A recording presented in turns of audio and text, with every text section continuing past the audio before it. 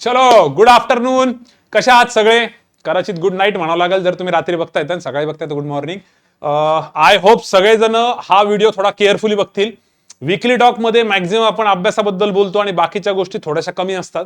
But यावेळेसच्या weekly talk मध्येही अभ्यासाचं बोलणारच आहे. बट सगळ्यात महत्वाची गोष्ट की डॉक्युमेंट्सचे खूप जास्त इश्यूज चालू आहेत. तर जे कोणी सिनियर ज्युनियर हा व्हिडिओ बघत असेल, मी म्हणतो जे मुलं सिलेक्ट झालेले आहेत त्यांनाही बघू दे, ज्यांचं आता रिसेंटली सिलेक्शन झाले पण अजून जॉईनिंग नाही आलेली किंवा डॉक्युमेंट्स बाकी असतील आरआरबीच्या वगैरे, तर मोस्टली सगळ्यांना बघू द्या. डॉक्युमेंट्स बद्दल खूप इम्पॉर्टंट आपण आज डिस्कस करणार आहे आणि सांगणार आहे, ज्या गोष्टी भरपूर जणांना माहिती असतील पण बऱ्याच जणांना माहित नसतात. ठीक आहे, तर आजचा अजेंडा काय बघून घेऊ आपण. एक तर डॉक्युमेंट्स बद्दल बोलायचंय. ईडब्ल्यूएसच्या डॉक्युमेंटचा इश्यू असतो मुलांचा, ओबीसीच्या, एससी एसटीच्या. तर जे काय इश्यूज असतात डॉक्युमेंट्स रिलेटेड, बरेच जण विचारतात ऍडमिशन घेताना की सर काय काय डॉक्युमेंट्स लागतील, तर ते सगळं बघू आपण. त्यानंतर आरबीआय आणि ईएसआयसीच्या आता लास्ट 2-3 वीक्स बाकी आहे. ईएसआयसी साठी 2 आठवडे, आरबीआय साठी 3 आठवडे. तर शेवटच्या 2 ते 3 आठवड्यामध्ये काय अभ्यास करायला पाहिजे याच्याबद्दल आपण 100% बोलू. प्रोव्हाइडेड तुम्ही कंपल्सरी विकली टॉक नंबर 99 बघितलेला असेल तर, म्हणजे याला टर्म्स अँड कंडिशन आहे. जर तुम्ही 99 नंबरचा विकली टॉक बघितला असेल तरच हे सगळं बघायचं. ठीक आहे. युट्यूब लाईव्ह सेशन्स आता एसबीआय, आरबीआय साठी आणि ईएसआय साठी स्टार्ट झालेलेच आहे. पण त्याचं शेड्यूल काय आहे, लॉजिकचे आता तुम्हाला रेग्युलर बघायला भेटतील उद्यापासून. तेही बोलू. मॅथ्सचेही असणार आहेत, इंग्लिशचेही असतील. त्यानंतर कॉन्सेप्ट बुस्टर ग्रुप बद्दल, आता त्याचा एक राऊंड संपत आलेला आहे. नेक्स्ट राऊंडचं काय, 8th ऑनलाईन बॅच वाले थोडे टेन्शन मध्ये होते. बाकीच्या ग्रुप्सवाल्यांना पण कदाचित माहित नसेल तर त्याही मुलांना आपण सांगून देऊ. ठीक आहे. Reading hall, study hall, study library तुमची जी पण आहे ऑफलाईनची ती स्टार्ट होतीये, कशी काय त्याच्याबद्दल बोलू. त्यानंतर व्हॉट्सअप टेलिग्रामच्या रिप्लाय बद्दल अजूनही काही मुलांना माहित नाही, त्याच्याबद्दल एकदा परत अनाउन्समेंट करू. आणि सगळ्यात शेवटी मोटिवेशनल व्हिडिओज आणि पिक्स जे यावेळेस खूप मुलांनी पाठवले, त्यांनी मेसेज करून कॉल करून सांगितले.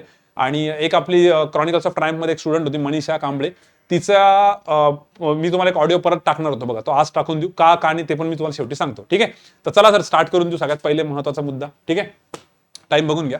व्हेरी इम्पॉर्टंट डॉक्युमेंट्स इश्यूज असं वरती लिहिलेलं आहे. डॉक्युमेंट इश्यूज काय आता नेमकं हे, तर हे बघा, सिलेक्शन मध्ये तुम्हाला 10वीचं कोणतं सर्टिफिकेट लागतं, 12वीचं कोणतं लागतं, ह्या नॉर्मल गोष्टी हे तर सगळ्यांकडे असतंच. 10वीचं सर्टिफिकेट, 12वीचं सर्टिफिकेट, 10वीची सनद, 12वीची सनद म्हणजे पासिंग सर्टिफिकेट, बरोबर. तुमचा मार्कशीट, इंजिनिअरिंगची मार्कशीट किंवा ग्रॅज्युएशनची मार्कशीट किंवा सगळ्या प्रत्येक सेमिस्टरची मार्कशीट, आधार कार्ड, पॅन कार्ड, हे सगळं तर असणारच आहे. मेजर काय ना, कास्ट सर्टिफिकेटचे फार इश्यूज आहेत, त्याच्याबद्दल आपण चर्चा करतोय. मग बाकीचं मेजर नाही का, मी तसं नाही म्हणते, पण ते मोस्टली असतंच सगळ्यांकडे आणि ते प्रॉपरच असतं. फक्त त्याच्यामध्ये जर काही स्पेलिंग मिस्टेक वगैरे असेल, समजा एखाद्याच्या नावामध्ये स्पेलिंग मिस्टेक असेल किंवा कुठे काही गडबड झाली असेल, तर त्याच्यासाठी कोर्टात जाऊन आपण एक ॲफिडेव्हिट करू शकतो, ज्याची व्हॅलिडिटी 6 महिन्यासाठी असते. तर भरपूर मुलं म्हणतात सर आम्ही आता बॅचला ऍडमिशन घेतलं, आम्ही त्याचं एक बनवून घेऊ का आम्ही पटकन लगेच ॲफिडेव्हिट. तर इतक्या लवकर नाही बनवायचं, कारण सिलेक्शन ते 6च महिने व्हॅलिड राहते. तुम्ही आता बनवलं, सिलेक्शनच नाही झालं 6 महिन्यामध्ये आणि सिलेक्शन झाल्यावर घेऊन गेलं तर परत प्रॉब्लेम येतो. तर सिलेक्शन झाल्यानंतर ते होऊन जातं. ते 5-10 मिनिटाची प्रोसेस आहे, 100 रुपयाच्या बॉन्डवरती होऊन जातं. ते त्याला काही मेजर गोष्ट नाही आहे, ते सगळं आरामात होऊन जाईल. पण मेजर ही आहे की सिलेक्शन झाल्यानंतर जर याच्यातलं काही नसेल तर मग गडबड होऊन जाते. ठीक आहे. तर याच्या फक्त टायटलवरती नका जाऊ, याला मी डिटेलमध्ये एक्सप्लेन करणार आहे, ते नीट ऐकून घ्या. ठीक आहे.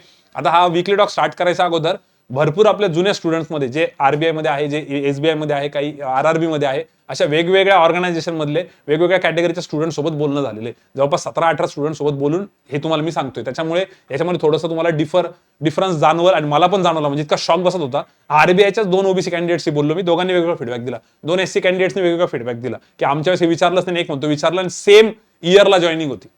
म्हणजे त्याच्यातही थोडीशी गडबड असते, त्यामुळे या गोष्टी नीट समजून घ्या.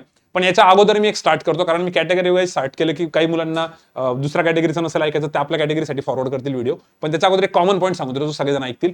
कम्प्युटरसाठी पण खूप जण सध्या विचारताय आणि हे एवढं का सध्या दिसतंय तुम्हाला, याचे रिझन सांगतो. आरबीआयच्या फॉर्मची उद्या लास्ट डेट आहे, 8 तारीख आहे, उद्या मंगळवार आहे, उद्या लास्ट डेट आहे, विमेन्स डे लास्ट डेट आहे आरबीआयच्या फॉर्मची. त्यामुळे त्याच्यात पण खूप जण विचारताय फोन करून की सर त्याच्यामध्ये कम्प्युटरचं त्यांनी विचारलंय फॉर्म मध्ये, पण आमचं एमएससीआयटी नाही झालेलं, मग आम्ही फॉर्म नाही भरायचा का. एमएससीआयटी असेल तर वेल अँड गुड. जर तुमचा एखादा कम्प्युटरचा बेसिक कोर्स झालेला असेल, बेसिक कम्प्युटर कोर्स पण असतो बघा, बरोबर, तो झालेला असेल तरी चालेल. एखाद्याचं जर समजा एमएससीआयटी नाही झालेलं, एखादा कम्प्युटरचा कोर्स पण नाही झालेला, पण त्याचं ग्रॅज्युएशनच कम्प्युटरच्या फील्डमध्ये झालेलं असेल तरी पण चालतं. मग तिथं फक्त तुम्हाला मेन्शन करावं लागतं की मला कम्प्युटरचं बेसिक नॉलेज आहे, मला MS word, MS excel, MS PowerPoint वापरता येतं. काही जण म्हणतील सर मला खरंच नाही येत, अरे तरी हो म्हणायचं तिथे आणि नंतर शिकून घ्यायचं, की मोठी गोष्ट नाही ना. तर बेसिकली तुम्हाला कम्प्युटर वापरता येतं का आणि तुम्हाला बेसिक नॉलेज आहे का, हे त्यांचं इंटेन्शन असतं. तर आता जे मुलं नवीन आहेत आणि जे हा व्हिडिओ बघताय, ज्यांच्याकडे कुठलंही सर्टिफिकेट नसेल तर कंपल्सरी नसतं सर टायपिंगचे कोर्स झालेला पाहिजे का, 40-50 ची स्पीड पाहिजे का, असंही काही नाहीये. पण माझं असं मत आहे, जर तुमची बॅच झाली असेल आणि तुमच्याकडे थोडा वेळ असेल ना, तर नावाला एमएससीआयटीला ऍडमिशन घेऊन ठेवा. आणि ते एक सर्टिफिकेट राहू द्या. ठीक आहे, राहू द्या, एक नावाला सर्टिफिकेट राहू द्या. त्याच्यात तुम्हाला खूप स्कोर नाही करायचा, तुम्ही पासिंग जरी झाली तुमची तरी चालेल. तर ते एक नावाला तिथे ऍडमिशन घेऊन ठेवा MSCIT साठी. सर आपल्याकडे MSCIT होतं का? आमच्याकडे होत नाही, आम्ही तुम्हाला कुठला ऍड्रेस देणार नाही, आपला कोणासोबत टायअप पण नाहीये. तुमच्या फ्युचर याच्यासाठी सांगतोय की करून ठेवा. आणि नसेल तर तुम्ही तिथं फॉर्म भरताना मेन्शन करू शकता. पण कम्प्युटरचं नॉलेज नव्हतं, कम्प्युटरचं सर्टिफिकेट नव्हतं म्हणून आजपर्यंत कोणाला काढलंय जॉबवरनं असं आम्ही बघायला भेटलेलं नाहीये. पण सेफ साईड तुम्हाला इश्यूज नसतील तर तुम्ही ते करून ठेवू शकता. हे झालंय मेन कम्प्युटरचं. उद्या RBIच्या फॉर्मची लास्ट डेट आहे 8 मार्च. तर प्लीज तो व्हिडिओ एकदा बघा. मुलं निर्लज्जपणे फोन करता की सर मी कुठून फॉर्म भरू. मी त्यांना म्हणतो की व्हिडिओ बघितलाय का? हो सर व्हिडिओ बघितलाय. मग म्हटलं तुम्हाला कसं काय कळत नाही? म्हणजे सर नाही बघितला. लगेच सांगतो पण ते नाही बघितला, एवढा मोठा होता आम्ही नाही बघितला. तर प्लीज ते पूर्ण बघा, त्यात पूर्ण एक्सप्लेनेशन दिलेलं आहे. ठीक आहे, त्याच्यानंतर मुद्दे आपण याच्यावाईज स्टेप बाय स्टेप बघून घेऊ. पण याच्यात अजून मेन काय सांगायचं तुम्हाला याच्या फॉर्म बद्दलच, कम्प्युटर सोबत बरेच मुलं टायपिंगचं विचारतात. टायपिंगचा पण काही एवढा इश्यू नसतो. ठीक आहे, आणि नवीन स्टुडंट असाल तर नावाला MSCITचा कोर्स करून घ्या, एक सर्टिफिकेट लागून जाईल, काही टेन्शन घेऊ नका. ठीक आहे, चलो पुढे जाऊ. अजून एक पॉईंट होता, म्हणजे काहीतरी मिस झालेलं दिसतोय. आता कॅटेगरी वाईज जर बघायचं झालं तर याच्यामध्ये काय काय तुम्हाला मेन आहे इथं तर मी लिहिलेलं आहे, पण तरी पण तुम्हाला एकदम व्यवस्थित सांगतो. सुरुवात मी ना SC आणि ST कॅटेगरीवरनं करतो. आता SC आणि ST कॅटेगरीमध्ये SC कॅटेगरी बद्दल बोलू आपण. तर SC कॅटेगरीचा जर कोणी स्टुडंट असेल, आता त्याच्यामध्ये पण मला मिक्स फीडबॅक भेटलेले. कसे मिक्स फीडबॅक भेटले? कारण ऑर्गनायझेशन टू ऑर्गनायझेशन डॉक्युमेंट व्हेरिफिकेशनमध्ये थोडेफार चेंजेस होतात. जसं बँकिंगच्या क्षेत्रातलं जर असेल, लाईक SBI, RRB म्हणजे ग्रामीण बँक, हे जर सगळे बघतायत तर डॉक्युमेंट थोडंफार कधी कधी वेगळं करतात. आणि जर EPFO आहे, ESIC आहे, सेंट्रलचे आहेत, समजा RBI आहे, तर तिथं कधी कधी थोडंसं वेगळं डॉक्युमेंट व्हेरिफिकेशन होतं. सो बेसिकली SC कॅन्डिडेट्सला मी ज्यांना विचारलं ते म्हणतात की सर सगळ्यात पहिले मुलांना ना त्यांच्याकडे स्टेटचं कास्ट सर्टिफिकेट तर असणारच म्हणे. ठीक आहे, स्टेटचं कास्ट सर्टिफिकेट असतंच, पण भरपूर जण फक्त स्टेटचं कास्ट सर्टिफिकेट आहे याच्या भरोशावरतीच राहतं म्हणे, आणि एक्झामचा फॉर्म भरता आणि मग सिलेक्शन झाल्यानंतर प्रॉब्लेम होतो. तर हा पॉईंट नीट ऐकून घ्या. तुमच्याकडे सगळ्यांकडे स्टेटचं कास्ट सर्टिफिकेट असणारच आहे, 10वी 12वी याच्यानंतर तुम्हाला लागलंच असेल, बरोबर. पण त्याच्यानंतर तुमच्याकडे सेंट्रलचं कास्ट सर्टिफिकेट पण पाहिजे. आता याच्यात इश्यू काय होतो, काही जणांचं असं म्हणणं होतं SC कॅन्डिडेट्सचं की सर जर का कोल्हापूर, सोलापूर, सांगली, इचलकरंजीकर ती साईड जर बघितली ना म्हणे, तिकडं तर आम्हाला सेंट्रलचं कास्ट सर्टिफिकेट देतच नाही म्हणे. तिथं सरळ सांगतात की हे नाहीच आहे म्हणून याच्यामध्ये नॉर्म्समध्ये, आणि स्टेटवरतीच काम होतं, तर नाहीच देत. ठीक आहे, मराठवाड्यामध्ये, विदर्भामध्ये, मुंबईमध्ये, पुण्यामध्ये या साईडला देतात म्हणे, असं काही जण म्हटले. काही जणांशी मी बोललो, त्यांचं हे म्हणणं होतं की सर ॲक्च्युली एकच आहे म्हणे सर फॉर्मॅट, काहीच नाही म्हणे वेगळा फरक, आणि आमच्याकडे पण नाही म्हणे सेंट्रलचं, तरी काम होऊन जातं. पण काही जण म्हणे की नाही सर आम्हाला त्याच्यामुळे त्यांनी अडकवलं होतं. तर आता हे बऱ्याच ऑर्गनायझेशनमध्ये डिफर होतं. तर सगळ्यात सेफ साईड SC कॅन्डिडेटसाठी मी सांगतोय, कास्ट सर्टिफिकेट असेल स्टेटचं, बस सेंट्रलसाठी अप्लाय करा. काही जण म्हणतील सर त्याच्यावरतीच सेंट्रलचं पण असतं, काय म्हणतील government of Maharashtra, government of India येत असेल, ते जे काय असेल तुम्ही सेतू कार्यालयात जाऊन फक्त एकदा नावाला अप्लाय करून ते रेडी ठेवा तुमच्याकडे. ठीक आहे, आणि त्याच्यामध्ये कास्ट व्हॅलिडिटी. आता सर कास्ट व्हॅलिडिटी जर 10वी नंतर आमच्याकडे नव्हतीच, 12वी नंतर असेल, काही जणांना कॉलेजमुळे भेटली असेल, काही जणांना 10वी 12वीच्या कॉलेजनंतर मग कदाचित इंजिनिअरिंगला किंवा मेडिकलला ऍडमिशन घेतलं असेल त्यावेळेस भेटली असेल, काही जणांकडे अजूनही नसेल. आता त्याच्यातही सांगतो, एक कॅन्डिडेट होता आपला, तो सध्या RBI मध्ये, तर त्याच्याकडे सेंट्रलचं कास्ट सर्टिफिकेट होतं, स्टेटचं होतं ऑब्व्हियसली, म्हणजे एकच पकडा किंवा ते जे काय ते मी जे रिजन सांगितलं त्यानुसार त्यांच्याकडे जे काय असेल ते, पण त्याच्याकडे कास्ट व्हॅलिडिटी नव्हतं. तरी त्याची जॉईनिंग झाली, आणि तो जॉईन झालाय या बेसिसवरती तो कास्ट व्हॅलिडिटीसाठी अप्लाय करू शकतो. आणि एक 6 महिन्यामध्ये त्याला 6 महिन्याचं एक्सटेन्शन देतात RBI वाले किंवा बाकीचे पण ऑर्गनायझेशन, 5-6 महिन्याचा टाइम देतात. पण कास्ट व्हॅलिडिटी नाहीये म्हणून कोणाला रिजेक्ट केलं हे कधी ऐकायला नाही भेटलं. कास्ट व्हॅलिडिटी नसेल तर ते टाइम देतात तुम्हाला, कारण तुम्हाला जॉब लागलाय ना, मग तुम्हाला ती व्हॅलिडिटी भेटेल. सर याला रिन्यू वगैरे करावं लागतं का? तर आता कास्ट व्हॅलिडिटीचं कसं आहे, जर तुम्हाला 12वी नंतर एकदा भेटली असेल तर ती कंपल्सरी राहते, ते लाईफ टाईम राहते, त्याचं काही टेन्शन नाहीये. आणि सिमिलरली आता जर का जॉब नंतर भेटत असेल तरी पण ठीक आहे. सर याला पण रिन्यू करावं लागतं का? SC आणि STच्या स्टुडंटला ज्यांच्याशी पण बोललो ते म्हणे सर ते दरवर्षी रिन्यू करायची काहीच गरज नाही. त्यात एक केस मला अशी भेटली, मी मुद्दाम एका स्टुडंटशी नाही बोललो, खूप वेगवेगळ्या स्टुडंटशी बोललो आणि वेगवेगळ्या ऑर्गनायझेशनमध्ये बोललो. त्याचं म्हणणं होतं की सर माझ्याकडे 2008चं होतं म्हणे आणि मी 2021ला जॉईन केले म्हणे, तर मला 2008 वरती नव्हतं घेत, तर त्यांनी मला परत काढायला लावलं म्हणे, मग मी काढून घेतलं म्हणे, ते भेटून गेलं म्हणे मला लगेच, आणि 2021च्या माझ्या त्याच्यावरती मला जॉईनिंग दिली म्हणे. ते म्हणत होते की तुमचं हे खूप जुनं आहे. तर बऱ्याच ऑर्गनायझेशनमध्ये कशा पद्धतीने DV करतात ना, डॉक्युमेंट व्हेरिफिकेशन, DV म्हणजे त्याच्यावरती डिपेंड करतं. आणि हे सगळं सर आम्हाला एक्झामचा फॉर्म भरताना लागतं का? नाही. एक्झामचा फॉर्म भरताना शक्यतो तिथं कोणी तुम्हाला नंबर वगैरे विचारत नाही. मागे एक्झाम झाली होती त्यात तर डायरेक्ट नंबर टाकायचा होता तुमच्या सर्टिफिकेटचा, शक्यतो नाही विचारत. ठीक आहे, पण सिलेक्शन झाल्यानंतर विचारतात. आणि सिलेक्शन झाल्यानंतर काय विचारतात की ज्यावेळेस तुम्ही फॉर्म भरला त्यावेळेस तुमच्याकडे होतं का? बऱ्याच ठिकाणी असं विचारतात. मग ज्यावेळेस तुम्ही फॉर्म भरला त्यावेळेस तुमच्याकडे होतं का, म्हणजे तुमच्याकडे आधी पाहिजेच होतं ना. बेसिकली, तर ते एकूण एकच पडतं. त्याच्यामुळे शक्यतो काय करा, एक्झामचा फॉर्म भरण्याच्या अगोदर तुम्ही हे सगळं रेडी पाहिजे. आत्ता आठवलं मला पॉईंट जो मी मागे विसरलो होतो, तर तो पॉईंट हा होता, हे आम्ही आत्ता पण का बरं सांगतोय, आता मार्च एंड येतोय, ठीक आहे. आता याच्यानंतर फायनान्शियल इयर संपून जाईल. तर 1 एप्रिल 2022 ते 31 मार्च 2023 हे एक नवीन फायनान्शियल इयर चालू होईल. तर त्या फायनान्शियल इयरमध्ये परत बरेच जण म्हणतील की सर मग त्यावेळेसचं लागेल का, तर दुसऱ्या कास्टसाठी ना इकडे त्या फायनान्शियल इयरचं लागतं. ओबीसी साठी, ईडब्ल्यूएस साठी, SC ST साठी नाही लागत, बट त्यासाठी एकदा काढलं की काम होऊन जातं. पण तरी मला असं वाटतंय की जर तुमचं खूपच जुनं पुराणं असेल ना, एकदा सेतूमध्ये जाऊन व्हिजिट करा आणि त्याला अपडेट करून ठेवा, ठीक आहे. तुमच्याकडे हे जर नसेल तर अप्लाय करून ठेवा, जर भेटत असेल तर वेल अँड गुड, नसेल तर काही टेन्शन नाही, जॉब नंतर तुम्ही त्याला हे करू शकता. पण सगळ्यात मेन जर कोणतं सर्टिफिकेट असेल ना, सेंट्रल कास्ट सर्टिफिकेट आहे. याच्यावरतून खूप जणांची गाडी अडकते आणि ते नसेल तर मग खूपच प्रॉब्लेम होतो.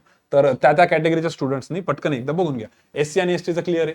आता याच्यामध्ये ST कॅटेगरीचं कसं आहे, त्यातल्या काही मुलांशी बोललो मी, ते म्हणतो की सर आम्हाला तर आता व्हॅलिडिटीचं देतच नाही म्हणे, त्यांनी बंदच करून टाकलेलं म्हणे, देतच नाही म्हणे.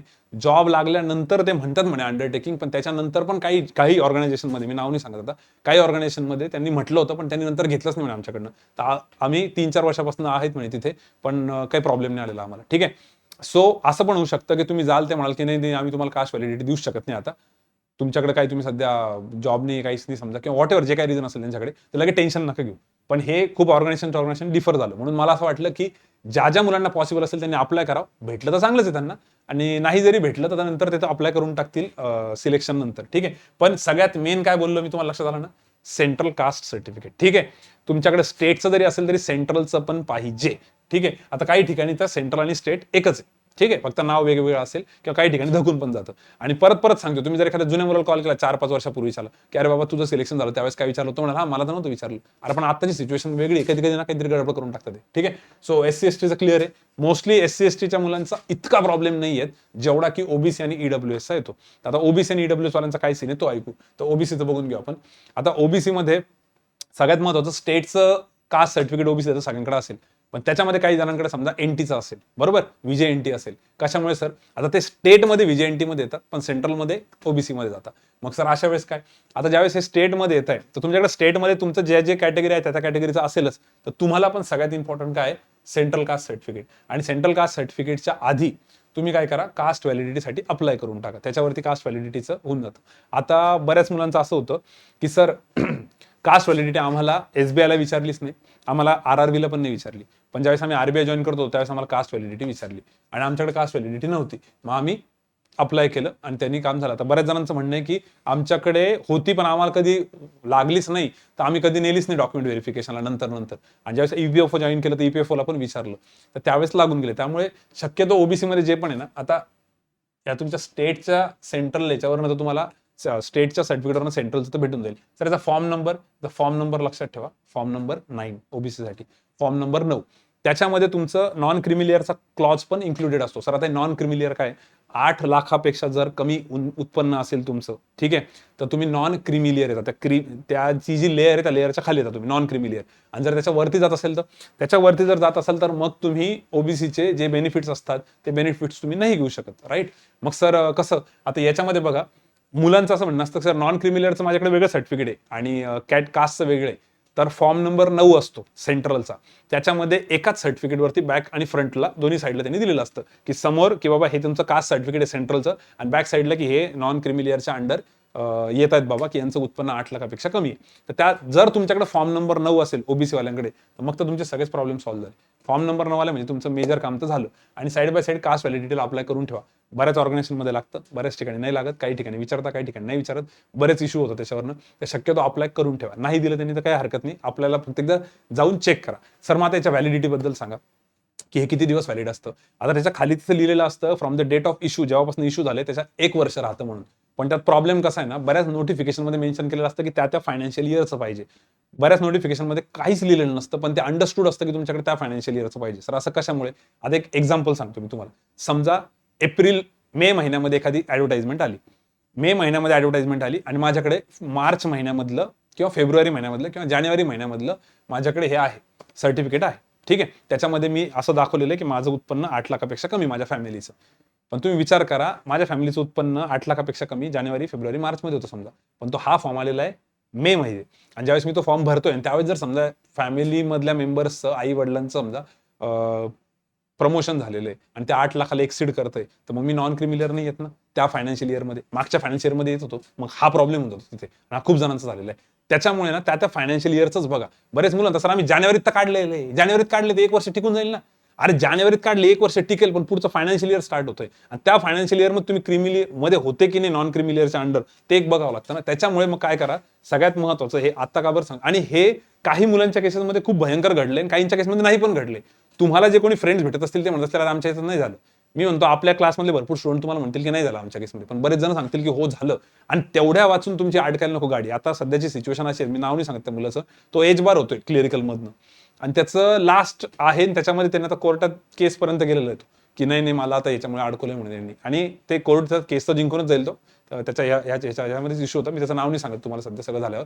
पण बेसिकली असे बरेच इश्यूज होतात. मग आता हे ऐकल्यानंतर असं वाटतं यार की हा मुलगा एज बार होतोय, या बिचाराचा गव्हर्नमेंट जॉब लागला होता, या एका गोष्टीमुळे नाही होते.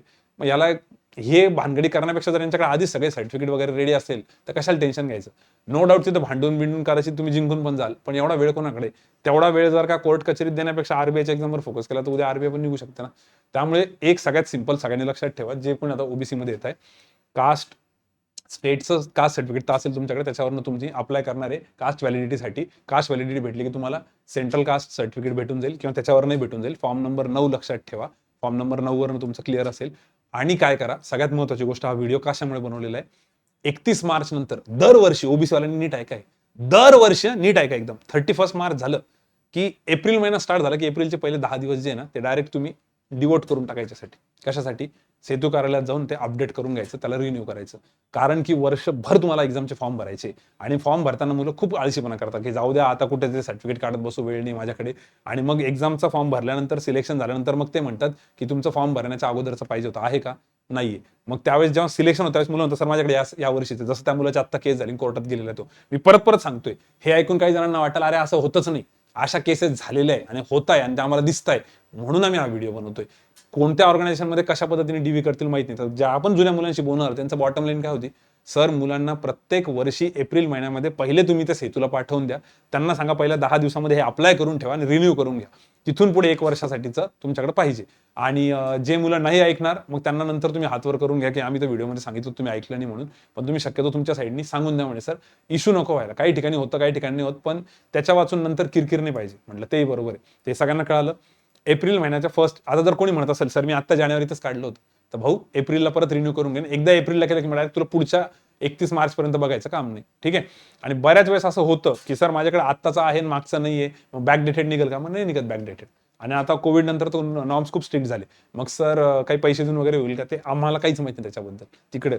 त्यामुळे तुम्ही शक्यतो सगळं व्यवस्थित नीट करा. इथून पुढे बघा आता आरबीआयची आणि ESIC मला वाटतं विंडो तर उद्याच संपते आरबीआयची. ठीक आहे. 1 एप्रिल नंतर सगळ्या एक्झाम्स तुमच्या बाकी, म्हणजे सगळ्या एक्झामसाठी तुम्हाला ऑपॉर्च्युनिटी आहे. त्यामुळे 1 एप्रिलमध्ये काम करून टाकलं ना तर वर्षभर टेन्शनच नाही, काढून मोकळं होऊन जातं. ठीक आहे. तर आय होप सगळ्यांना कळालं असेल. फॉर्म नंबर 9 एक लक्षात ठेवा ओबीसी कॅन्डिडेटसाठी. ठीक आहे. EWS, आता EWS वाल्यांचं काय झालं, EWSचं पण ऑलमोस्ट सेमच आहे.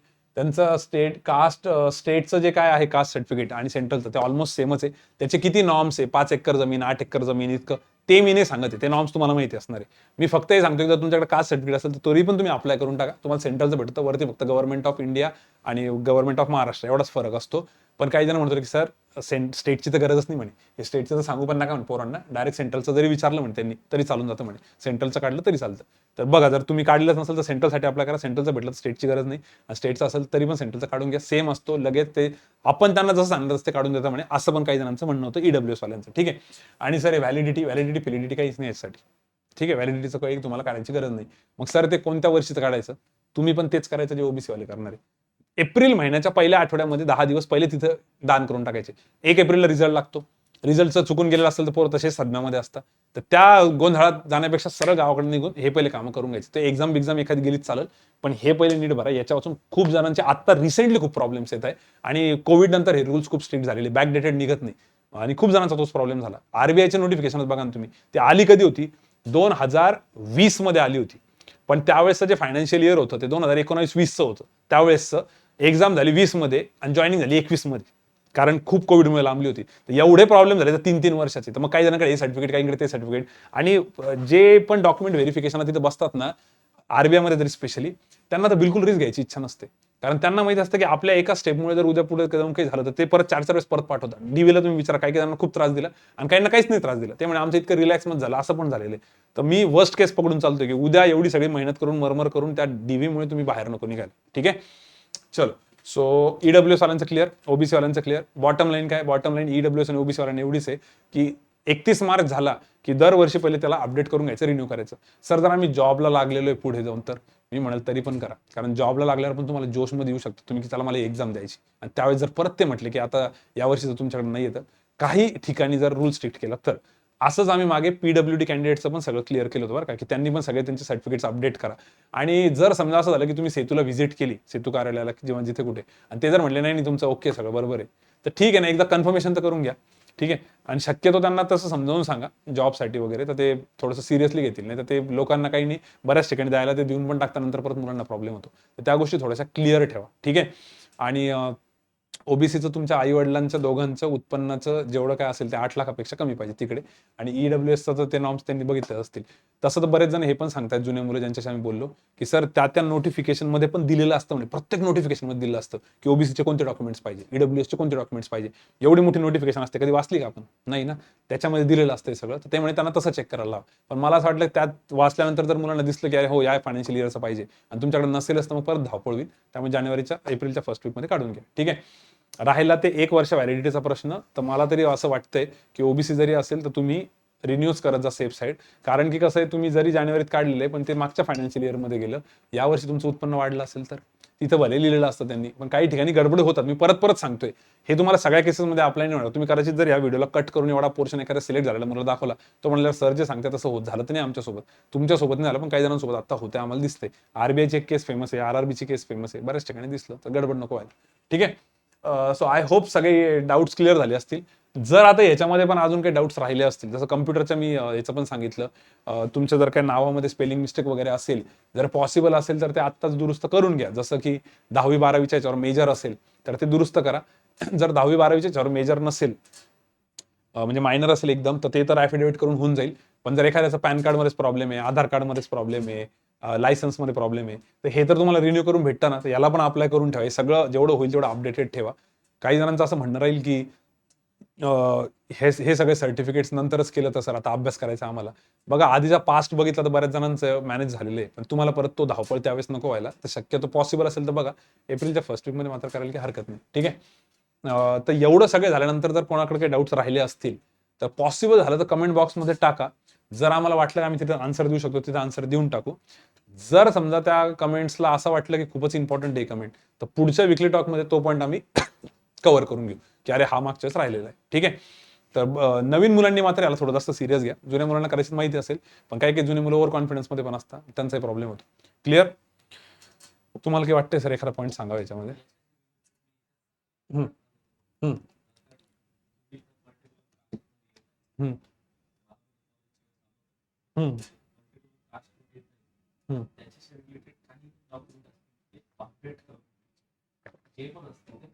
ओके. सरांचं म्हणणं आहे की सरांनी पण आता एवढं बोलणं ऐकलंच ना, तर सरांचं म्हणणं आहे, मी एवढं ऐकलं, मला त्यात एवढंच कळतंय म्हणे की जी पण तुमची रिस्पेक्टिव्ह कास्ट असेल, एससी, एसटी, ओबीसी, ईडब्ल्यूएस, जे काय असेल, तुमचे सगळे जे काय डॉक्युमेंट्स असतात ते होईल तेवढे अपडेटेड ठेवा. कारण बऱ्याच ठिकाणी असा प्रॉब्लेम होतो, अपडेटेड राहू द्या फक्त. ठीक आहे. आणि जुने तर लागतीलच, जुने तर जपूनच ठेवा, ते तर आहेच. बऱ्याच जणांचा तो पण प्रॉब्लेम होतो. आणि काही जणांचं कदाचित ते नसेल 10वी-12वीचं काही, तर आत्ताच अप्लाय करून द्या. 10वी-12वी वाल्यांची प्रोसेस थोडी लेट असते, ते देऊन टाकतील. पण डॉक्युमेंट्स वाचून जर एखाद्या सिलेक्शनला प्रॉब्लेम झाला उद्या आणि पेंडिंग ठेवलं, कोर्टात केस बीस जाणं, हे थोडंसं चुकीचं वाटतं. त्यामुळे इथपर्यंत वेळ नका येऊ देऊ. ठीक आहे. सगळं क्लिअरच ठेवा तुमचं जे काय असेल ते. चला मग आता जायचं सर पुढे. पुढचा पॉईंट बघा. आता या व्हिडिओमध्ये भरपूर जण त्या पॉईंटसाठी थांबले असतील, बरेच जण या पॉईंटसाठी. ठीक आहे. सर याच्यात ऑफलाईन बॅचचा पॉईंट नव्हता काय? अरे यार ये पॉईंट कैसे गया? ठीक आहे, याच्यामध्ये बोलून घेऊ आपण ते. हे काय रीडिंग हॉलमध्ये. ठीक आहे. ओके. आता हा एक पॉईंट आहे, हा पण भरपूर जणांना ऐकायचा होता आजच्या याच्यामध्ये. सगळ्यात पहिले हा पॉईंट ऐकण्या अगोदर मी असं अज्युम करतो की तुमचं 99 नंबरचा विकली टॉकचं शेड्यूल चालू असेल प्रॉपर. ज्यांचं पण त्याच्यामधलं बिगिनरचं शेड्यूल होतं ते कदाचित ओल्ड स्टुडंटच्या कॅटेगरीत गेले असतील आतापर्यंत, मग ते 8th ऑनलाईन बॅचवाले असो किंवा कोणी पण, आणि जे ओल्ड स्टुडंट्सच्या कॅटेगरीत होते सेकंड, ते आता हे फॉलो करतील पुढचं. आणि काही होते जे जॉब करणारे, तर जॉब करणाऱ्यांचं काही टेन्शन नाही, त्यांना ते जे शेड्यूल दिले त्यांनी तेच कंटिन्यू करावं असं मला वाटतं. आणि बघा आता याच्यामध्ये कॉमन डाऊट जे मुलं सध्या विचारताय कॉन्फरन्स कॉल्सवरती, इंडिव्हिज्युअल कॉलवरती, जे पण चाललंय आमचं, त्याच्यामध्ये बघा मुलांचा प्रश्न असा होता की सर सध्या आम्ही फोकस आता प्रीवर करू का प्री आणि मेन्सवरती करू, दोघांवरती. आता बघा ह्याच्यासाठी तुमच्याकडे 2 वीक्स बाकी आहे आणि आरबीआय साठी मला वाटतं 3 वीक बाकी आहे. ठीक आहे, आज 7 तारीख आहे, 26-27 ला पेपर आहे, 3 आठवडे तर येऊन जातात आपल्याकडे आणि तिकडचे 2 आठवडे, 20 दिवस आहेत जेमतेम आरबीआय साठी, आणि ईएसआय साठी तर एक समजा 12-13 दिवस. ठीक आहे, मला तरी असं वाटतं की आता पूर्ण कंप्लीट फोकस, तुम्ही जुने मुलं असो किंवा तुम्ही नवीन मुलं असो, तुमचा एंटायर फोकस प्रीवरती पाहिजे. ठीक आहे, प्लस जीकेचा एक तुमचा विषय तो तर मी समजा पुढे लिहिलेलाच आहे. कशामुळे सर, आता कसं आहे ना, तसंही तुम्हाला दिसतंय की एप्रिलमध्ये पण कोणती एक्झाम होणार नाहीच होणार आहे ना, कारण एप्रिलची एक्झाम असेल तर आतापर्यंत नोटिफिकेशन यायला पाहिजे होतं. मोस्टली एप्रिलमध्ये नोटिफिकेशन नाही आता. आणि कसं ह्या एक्झामची जर तुमची प्री निघाली तर ह्या वर्षाची सुरुवात एकदम चांगली जोरात होईल, कॉन्फिडन्स जो आहे तो यायला पाहिजे. आणि हे स्पेशली जुन्या मुलांसाठी बोलतो मी. नवीन मुलं असतील तर काही टेन्शन नाही, आपल्याला तर प्रोसेस फॉलो करायची, आपल्याला अभ्यास चालू ठेवायचा आहे, मध्ये मध्ये एक्झामचे फॉर्म भरलेले आपण बघू. पण जुन्या मुलांसाठी जो एक कॉन्फिडन्स वाढला पाहिजे तो आता प्री निघाल्यावरती. मागच्या वर्षी असं खूप मुलांचं झालं, अनफॉर्च्युनेटली झालं. मी असं नाही म्हणत त्यांनी अभ्यास मुद्दाम काही नव्हता केला किंवा काय, अनफॉर्च्युनेटली असं झालं की त्यांच्या प्रीस नाही निघाला आणि अभ्यास मेन्सचा पण होऊन बसलेला होता. कारण तुम्हाला माहिती नॉर्मलायझेशन 2 एक्झामचं खूपच विचित्र झालं होतं आणि त्याच्यावर आपण पूर्ण युट्यूबवरती सगळं सांगितलेलं पण याच्या आधी. तर आता तशी गत नको व्हायला, तर ऍटलिस्ट आपण पूर्ण जोर आता इथून पुढे, बरं का, तुम्ही आजपर्यंत जर का मेन्सचं पण करत असाल तर काही बरोबर होतं तुमचं, काही चुकीचं नव्हतं. पण इथून पुढे 2 आणि 3च आठवडे राहिले, तर मी फोनवरती पण बाकीच्यांना हेच सांगितलं. लास्ट सॅटर्डे फ्रायडेला ज्यांच्याशी बोलणं आलं, संडेला इनफॅक्ट काही जणांशी बोलणं आलं, मोबाईल ऑन केला होता काही वेळासाठी, तर त्यांना जे टायमिंग दिले होते कॉन्फरन्सचे त्यांच्याशी बोलून झालं, तर त्यांचं तेच म्हणणं होतं की सर आता आम्ही कसं करू, मेन्सचं पण करू का. म्हटलं नाही, आता पूर्ण 2-3 आठवडे तुम्ही प्रीला जरी जोर लावला, चांगलं प्रीचं करून घेतलं, कारण नॉलेज पॉईंट ऑफ व्ह्यू तुम्हाला प्रीचं नॉलेज नाही असं तर मला डाऊटच नाही. जुन्या मुलांना नॉलेज पॉईंट ऑफ व्ह्यू तुमचं नॉलेज असणारच आहे प्री लेवल क्रॅक करण्याचं. फक्त आता मेन काय, स्पीड आणि अॅक्युरसी, दोन्ही गोष्टी आपल्याला मेंटेन करणे. बऱ्याच ठिकाणी आपण म्हणतो की स्पीड नसेल तरी चालेल, अॅक्युरसीवरती काम होऊन जातं, बाकी एक्झाम्सला खरंच होतं. पण आता हे आरबीआयला कसं आहे, आरबीआय ईएसआयचा पेपर इझी होऊन जातो. पेपर इझी झाल्यानंतर काय, सगळ्यांनाच सगळं काही येतंय, तर त्यामुळे तुमची स्पीडही लागणार आहे आणि अॅक्युरसी पण. पण तरी पण मी थोडा अॅक्युरसीवरच जास्त जोर लावल, म्हणजे स्पीडच्या चक्करमध्ये तुमच्या 10 पैकी 9 जरी अटेम्प्ट झाले तरी चालेल, पण मग मात्र ते 9च्या 9 करेक्ट पाहिजे. आणि नॉर्मलायझेशन आजकाल यांच्या मूडवरती चालू आहे सगळं, कोण कसं करेल काही सांगता येत नाही. त्याच्यामुळे शक्यतो प्रीवरच फोकस ठेवा. प्री आणि मेन्सवर मला वाटतं सध्या नको आता, ठीक आहे, एक्झाम होईपर्यंत, कारण तिथून पुढे दोन्ही एक्झामसाठी बऱ्यापैकी चांगला टाइम दिलेला आहे. आरबीआयसाठी एवढा 1 महिन्याचा तर वेळ आहेच पूर्ण तुमचा, तर मग बेसिकली राहू द्या, हे नाही केलं तरी चालेल. प्रीवरती पूर्ण फोकस करा इथून. पण त्या प्रीवरती म्हणजे फक्त कॉन्टेलर इंग्लिशच करायचं का 3 तास, नाही, त्याच्यासोबत जीए आणि जीके चालू ठेवा, कारण याचा एनिवे फायदा ईएसआयसी साठी होणारच आहे त्या एक्झामसाठी. आणि असं पण जीए आणि जीके चालू ठेवलं आता तर काही हरकत नाही, कारण की पुढे जाऊन जेव्हा मेन्स येते त्यावेळेस मग इतका मोठा गॅप पडला तर परत प्रॉब्लेम होतो. मग सर हे कसं करू, आता या वीकमध्ये तर फुल फ्लेज जी आणि जीके चालू द्या, काहीच प्रॉब्लेम नाही. 2 तास 3 तास तुमचं जे काय स्टडी प्लॅन मध्ये असेल 99च्या तसं बघा. फक्त ईएसआयसीच्या 2-3 दिवस अगोदर, 3 दिवस पकडा फार तर फार, त्यावेळेस जीए स्टॉप करून द्या आणि आरबीआयच्या पण 3-4 दिवस अगोदर स्टॉप करून द्या. ठीक आहे, ज्यांनी ईएसआयसीचा फॉर्म नाही भरलेला त्यांनी तर मग 2 आठवडे पूर्ण चालू द्या, आरबीआयच्या लास्ट वीकमध्ये स्टॉप करा. आणि ज्यांनी दोन्ही फॉर्म भरलेले 3-3 दिवस अगोदर जीए जीके स्टॉप करा. पण डेली बेसिसवरचं काय ना, पण थोडं थोडं वाचत राहा, कारण याचं नंतर बर्डन नको यायला तुम्हाला. ठीक आहे, याचं जीए जीकेचे सोर्सेस काय, कसं करायचं सगळं 99 नंबरच्या विकली टॉकमध्ये दाखवलेले. 99 सर बघा तुमच्या हिशोबाने. ठीक आहे, त्याच्यानंतर नंबर ऑफ मॉक टेस्ट किती द्यायचा. आता नंबर ऑफ मॉक टेस्ट जे काही जणांशी बोलणं आलं ते म्हणतो सर आम्ही दिवसाला 2-2 देऊ का, सर पॅक घेऊन ठेवलेले सर. पहिली गोष्ट, ते पॅक संपलं पाहिजे असं तुम्हाला कुठलं बर्डन नाही. त्या पॅकमध्ये समजा 20 मॉक टेस्ट आहे, तर असं थोडी की त्या 20 मॉक टेस्ट आरबीआयच्या एक्झामच्या आधी संपल्या पाहिजे. अहो सर पण आरबीआयची प्रीची एक्झाम झाल्यावर त्या मॉक टेस्टचं काय करावं. अरे त्या मॉक टेस्ट दुसऱ्या एक्झामसाठी वापरता येईल, काही होत नाही. उद्या जाऊन एसबीआयची ऍड येईल, आता एसबीआयच्या ऍडमध्ये ऑलिबोर्ड प्रॅक्टिस मॉकच्या एक्झामची लेवल थोडी जास्त राहील, मग तुम्हाला इझी लेवल म्हणून तुम्ही आरबीआयच्या वापरू शकतात ना. आणि त्याच्यासाठी ठेवायचंच असं पण नाही, जर होत असेल प्लॅनिंग नुसार तर संपवून टाका. पण असं नका करू बळजबरी की 2-2 मॉक टेस्ट. मग सर हे कधी करायचं. मला तरी असं वाटतं की आरबीआयच्या पेपरला आम्ही लास्ट वीकला सांगू तुम्हाला, लास्ट वीकला म्हणजे सोमवार मंगळवार बुधवार 3 दिवस समजा 2-2 मॉक टेस्ट द्यायला, गुरुवार शुक्रवार एक, शनिवारी पेपर, रविवारी पेपर, जेव्हा केव्हा असेल तेव्हा. किंवा ईएसआयसीला आपण त्या वीकमध्ये समजा ट्राय करू शकतो. त्याच्याबद्दल आपण पुढच्या विकली टॉकला आपण लाईव्ह घेऊ, त्यावेळेस आपण डिस्कस करू. पण या वीकमध्ये तरी मला वाटतं नंबर ऑफ मॉक टेस्ट तुमची एकच पाहिजे, जास्त नाही पाहिजे. सर तरी पण आमच्याकडे खूपच वेळ उरतोय ना, कारण तुम्ही आता मेन्सचं पण नाही करायला लावले. मग तुम्ही 2 द्या, पण त्याच्यामध्ये कसं करा, एका मॉक टेस्टमध्ये कम्प्लीट एक्सपेरिमेंट करा. एक्सपेरिमेंट म्हणजे काय, ते मी इकडे सांगणार आहे पुढे सेक्शनलमध्ये, ठीक आहे. पण एक मॉक टेस्ट प्रॉपर द्या आणि त्याच्यात जर समजा तुम्ही आतापासून एक्झामपर्यंत 10 मॉक टेस्ट देताय तर 5 मॉक टेस्ट एका सोर्सच्या ठेवा, जो काय सोर्स तुम्ही घेतला असेल. For example ऑलिबोर्ड, practice mock, bankers अड्डा, वॉट एव्हर जो काय असेल तो. आणि दुसऱ्या 5 जे आहे ना त्या सोर्सच्या नका देऊ, त्यात चेंजेस करत राहा. सर पण आमच्याकडे एवढे सोर्सेस नाही ना, आम्ही एवढे पॅक नाही घेतलेले. अरे प्रत्येकाची एक एक टेस्ट फ्री असते, काही टेन्शन नाही. सोर्सेसची लिस्ट जी आहे ना ती 12-13 सोर्सेसची लिस्ट तुम्हाला दिलेली आहे मॉक टेस्टच्या अनालिसिसच्या व्हिडिओमध्ये. आणि तो व्हिडिओ पण बघा जमलं तर, तो व्हिडिओ दाखवता का सर एकदा? तो व्हिडिओ बघा, त्या व्हिडिओमध्ये ते पण सांगितलेलं आहे. आणि तो व्हिडिओ खरंच बघा, प्रीसाठी तर एकदम बेस्ट आहे तो व्हिडिओ, ठीक आहे. कोणीतरी अभिषेक पिवळनी कोणीतरी त्यावर कमेंट पण केली की हा व्हिडिओ म्हणजे प्राणवायू आहे वगैरे वगैरे असं काहीतरी, प्राणवायूच का असं काहीतरी आहे. तर तो व्हिडिओ तर नक्कीच बघा तुम्ही मॉक टेस्टचा. त्याच्या डिस्क्रिप्शनमध्ये 12-13 मॉक टेस्टचे नाव दिलेले, तर ते जरी तुम्ही दिली ना प्रत्येक याच्यावरती एक एक एक फ्रीवाली, तर 10-12 मॉक टेस्ट त्याच भेटतात. हे बघा हा व्हिडिओ 24,000 काहीतरी मुलांनी बघितलेला आहे. आणि आता तरी समजा ते डिसलाईकचं बटन बंद झालेलं आहे, त्यावेळेस डिसलाईकचं बटन चालू होतं. तर त्यावेळेस काहीतरी 13-14 हजार मुलांनी बघितला होता तो ज्यावेळेस होतं, तर त्यात एकही डिसलाईक नव्हती. तो म्हणजे भारी आम्हाला पण वाटत होतं की अरे यार खरंच एकही डिसलाईक नाही. आणि पोरांना पटलं होतं ते सगळं. तर खूप जबरदस्त आहे, तुम्हाला डेफिनेटली त्यातनं शिकण्यासारखं राहील. फक्त तो व्हिडिओ बघायचा म्हणून, कमेंट करायची म्हणून करू नका, त्याला जेन्युइनली फॉलो करा. खूप जबरदस्त आहे त्याच्यामध्ये, खूप व्यवस्थित सगळे मुद्देसूद सांगितलेले, ठीक आहे. सो त्या व्हिडिओला सरांनी केलं बाजूला, बरोबर. तो जो व्हिडिओ होतो त्याच्या मॉक टेस्टच्या खाली त्याचं नावं पण दिलेले आहेत, त्याच्यामध्ये पण दिलेले आहेत, याच्यामध्ये आहे. तर त्याचे एक एक सोर्सेसनुसार करू शकता. पण मला असं वाटतं जर 10 मॉक टेस्ट देते तर 5 मॉक टेस्ट एका सोर्सच्या ठेवा. तो सोर्स कोणताही असेल तुमचा, जे कोणतं तुम्ही सोर्स परचेस केला असेल, पण बाकीच्या व्हरायटी ठेवा. कारण त्याचा स्क्रीनचा इंटरफेस वेगवेगळा असतो प्रत्येकाचा, मग तुम्हाला तो एक वेगळा अनुभव येतो. पॅटर्न्स थोडेसे वेगळे असतात. आता समजा बँकर्स अड्ड्याचे तुम्ही 2 मॉक टेस्ट देतात, कधी कधी काय होतं, पहिली मॉक टेस्ट दुसरी मॉक टेस्ट पूर्ण सेम असते, फक्त व्हॅल्यू चेंज असतात.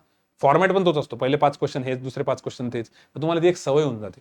जसं आता युट्यूबचे आपण सेशन्स घेतले होते, आता मुलांना कळून चुकलं होतं की सरांचं असाच एक फॉर्मॅट असतो. आता पुढच्या वेळेस बघा तुम्ही, अजून 4-5 सेशन होणार आहे ना, त्यात बऱ्यापैकी आम्ही फॉर्मॅट चेंज करणार आहे आणि पूर्ण 4-5 मॉक टेस्टमध्ये सगळी व्हरायटी कव्हर करणार आहे. ते आता होईलच पुढे, ते मी नंतर बोलतो समजा. तर नंबर ऑफ मॉक टेस्ट कळालं, एकच द्या. आणि 2 देत असाल तर एक्सपेरिमेंट करा. आणि एक्सपेरिमेंट काय ते मी इथं सांगतोच पुढे, ठीक आहे. सो मॉक टेस्ट झालं. जीकेचं ते 2-3 तास चालू ठेवा व्यवस्थित, आणि फक्त प्रीवरती जास्त फोकस करा. पण सर प्रीवरती दिवसभरात करायचं काय? तर बघा ना, सांगतो ना करायचं काय, या पॉईंटवरती आपण. आता क्वांट एलआर इंग्लिश सगळ्यात महत्त्वाचं, एलआर साठी तर सगळ्यात पहिला नंबर. चुपचाप टेलिग्राम लाईव्ह करा. आता प्रीच्याच एक्झाम आहे, त्यामुळे सर पण प्री लेवलचं घेत आहे. आणि ट्राय करा की तुम्ही टॉप 10, टॉप 20, टॉप 50 मध्ये काय होईना पटकन आन्सर देत आहे. टॉप 50 मध्ये म्हणजे तेवढ्या टाईममध्ये, बरं का. कारण तिथे एकेका मिनिटाला 10, एकेका सेकंदाला 10-20 पोरांचे आन्सर येतात. तुम्हाला टेलिग्राम लाईव्ह माहिती असेल, ज्यांना टेलिग्राम लाईव्ह माहित नाहीये त्यांनी इथं खाली डिस्क्रिप्शनमध्ये नंबर दिलेला आहे. 95च्या नंबरवरती मेसेज करायचा टेलिग्रामला मेसेज करायचा, सर मला ऍड करा. बरेच मुलं मला मेसेज करतात, मी त्याचा ऍडमिन नाहीये ना, त्या टेलिग्रामला व्हॉट्सअपला मला मेसेज करतात सर ऍड करा, नाही ऍड करणार. मला टेक्स्ट मेसेज करता, नाहीच ऍड करणार. मला करूच नका. 9503058758 हा नंबर आहे बघा खाली, त्या नंबरलाच कॉल करा, ठीक आहे. कॉल न करू, टेलिग्रामला मेसेज करा, ते तुम्हाला ऍड करतील. आणि 2-1 दिवस झाले तरी ऍड नाही केलं तर मग कॉल करा. तर त्याच्यावरती येस सर टेलिग्राम लाईव्ह घेतात, याला एकदम कडक रिस्पॉन्स आहे, तेवढं मात्र व्यवस्थित करा. आता कॉन्टसाठी सुजित सर आणि ओम सर घेत आहेत. तिथं काही जणांचं म्हणणं होतं की सर त्यावेळेस खूप आम्हाला अवघड वाटायचं, पण आता ते बरोबर प्रॉपर प्री लेवलसाठी घेत आहे. तर तुम्ही तेही करू शकता. कॉन्टसाठी, लॉजिकसाठी ते, आणि इंग्लिशसाठी पण सकाळी आहेत, 6 ते 8 असतं मात्र सकाळी, तेही तुम्ही करू शकता. हे 3 झाले.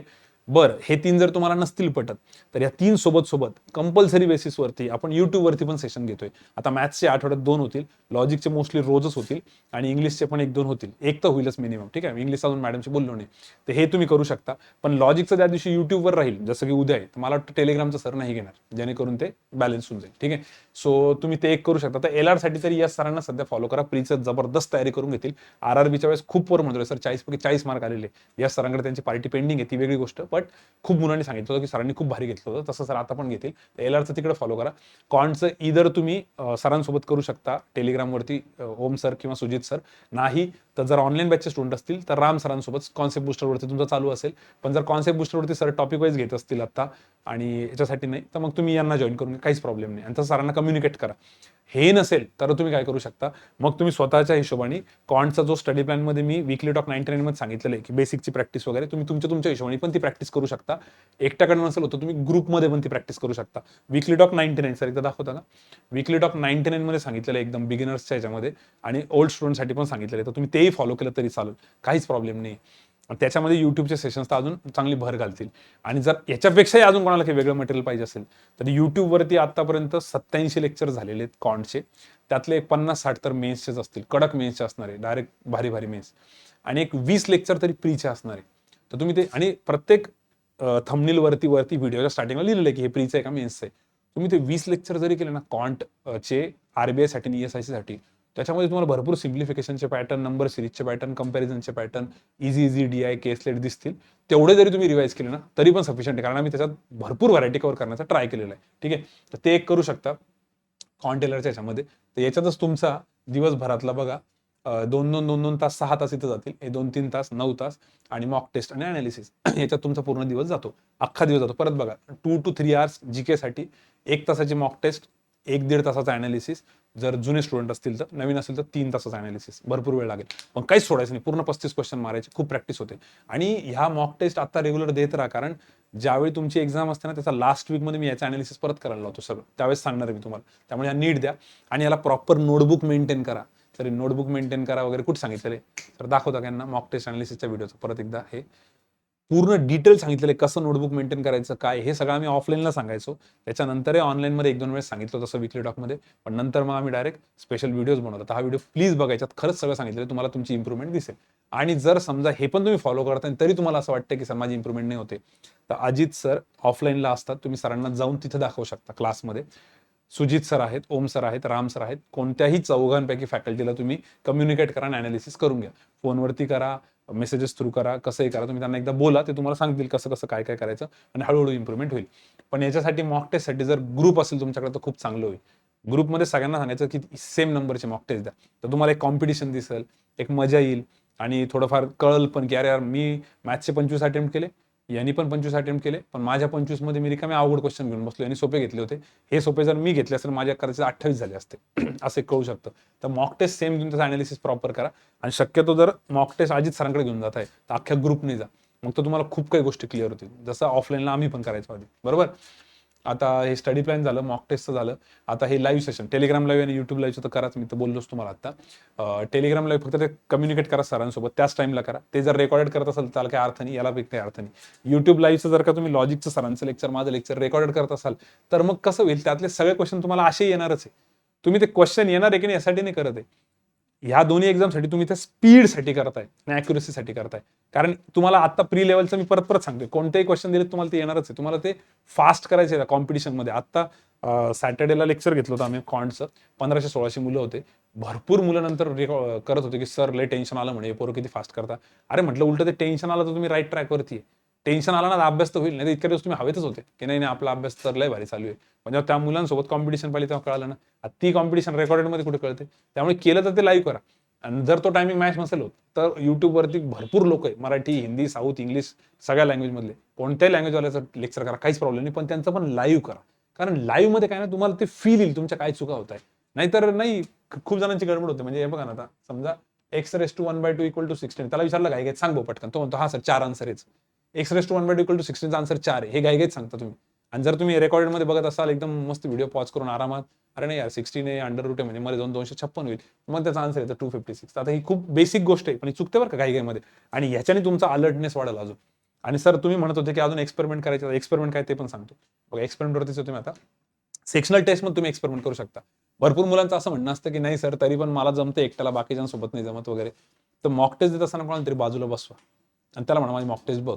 त्यांचा नुसता प्रेझेन्स जरी असेल ना तरी तुमच्या बरेच कॅल्क्युलेशन चुकतात. म्हणजे 5 × 5 10 होऊन जातं आणि कळतच नाही आपल्याला, अरे 5 × 5 तर 10च यार, काय चुकतंय. अरे 5 × 5 येते, आपण मेंटली ऍडिशन करतोय. ह्या चुका तुम्हाला त्यावेळेस रिअलाइज होतील. ठीक आहे. आणि जर समजा तुम्ही एखाद्याची मॉक टेस्ट बघताय तर ट्राय करा की ती मॉक टेस्ट तुम्ही आधी दिलेली आहे. आधी आपण मॉक टेस्ट द्यायची सकाळी आणि मग त्याच्यासोबत संध्याकाळी मॉक टेस्ट बघायची, जेणेकरून त्या मॉक टेस्टमध्ये आपण दिलेलं असल्यामुळे आपल्याला कळतं की आपण काय काय करतो, हा कसं करतोय, हा कोणता क्वेश्चन स्किप करतोय. मग त्याला तुम्ही तिथे काउंटर करू शकता, त्याला तिला जे काय असेल ते. तर त्या हिशोबाने तुम्ही ना थोडंसं ते एक्सपेरिमेंट्स असे करा की कोणीतरी बाजूला बसतंय, लाईव्ह मॉक टेस्ट बघा, लाईव्ह मॉक टेस्ट द्या, याच्याने बराच फायदा होईल. आणि सर कोणीच नसेल आमच्यासोबत, तर मित्रच नाही आम्हाला, लाईफमध्ये कोणीच नाही आम्हाला, तर भैया फॅमिली मेंबर्स को बिठा दो. सर त्यांना काहीच कळत नाही तरी बसवून देतात. त्यांना काही कळत नसेल तरी त्यांना बसवा, त्यांच्याकडे बघून पण तुम्हाला टेन्शन येऊ शकतं की अरे बघतायत म्हणून. तर असे एक्सपेरिमेंट्स करा जेणेकरून ना तुमचा अजून भीती निघून जाईल. कारण पेपरला बऱ्याच जणांचं म्हणणं आहे सर माझा पेपर खूप छान चालू होता, पण तो इन्व्हिजिलेटर माझ्या पीसी मध्ये बघायला लागला आणि मला आलं टेन्शन. अरे त्याची तुमची ओळख नाही, काही नाही, आणि ओळख असेल तरी त्या मोमेंटला काय टेन्शन घ्यायचंय. किती जरी इझी क्वेश्चन असेल आणि त्या मोमेंटला येत नसेल ना, निर्लज्जपणे स्किप करायचं, काय टेन्शन नाही घ्यायचं. हे सगळं त्या व्हिडिओमध्ये सांगितलं. त्यामुळे तो 99 नंबरचा विकली हे बघा आणि तो मॉक अनालिसिसचा व्हिडिओ पण बघा. ठीक आहे. इकडे गेलाय बघा तो. ठीक आहे, हा व्हिडिओ नक्की बघून घ्या. क्लिअर.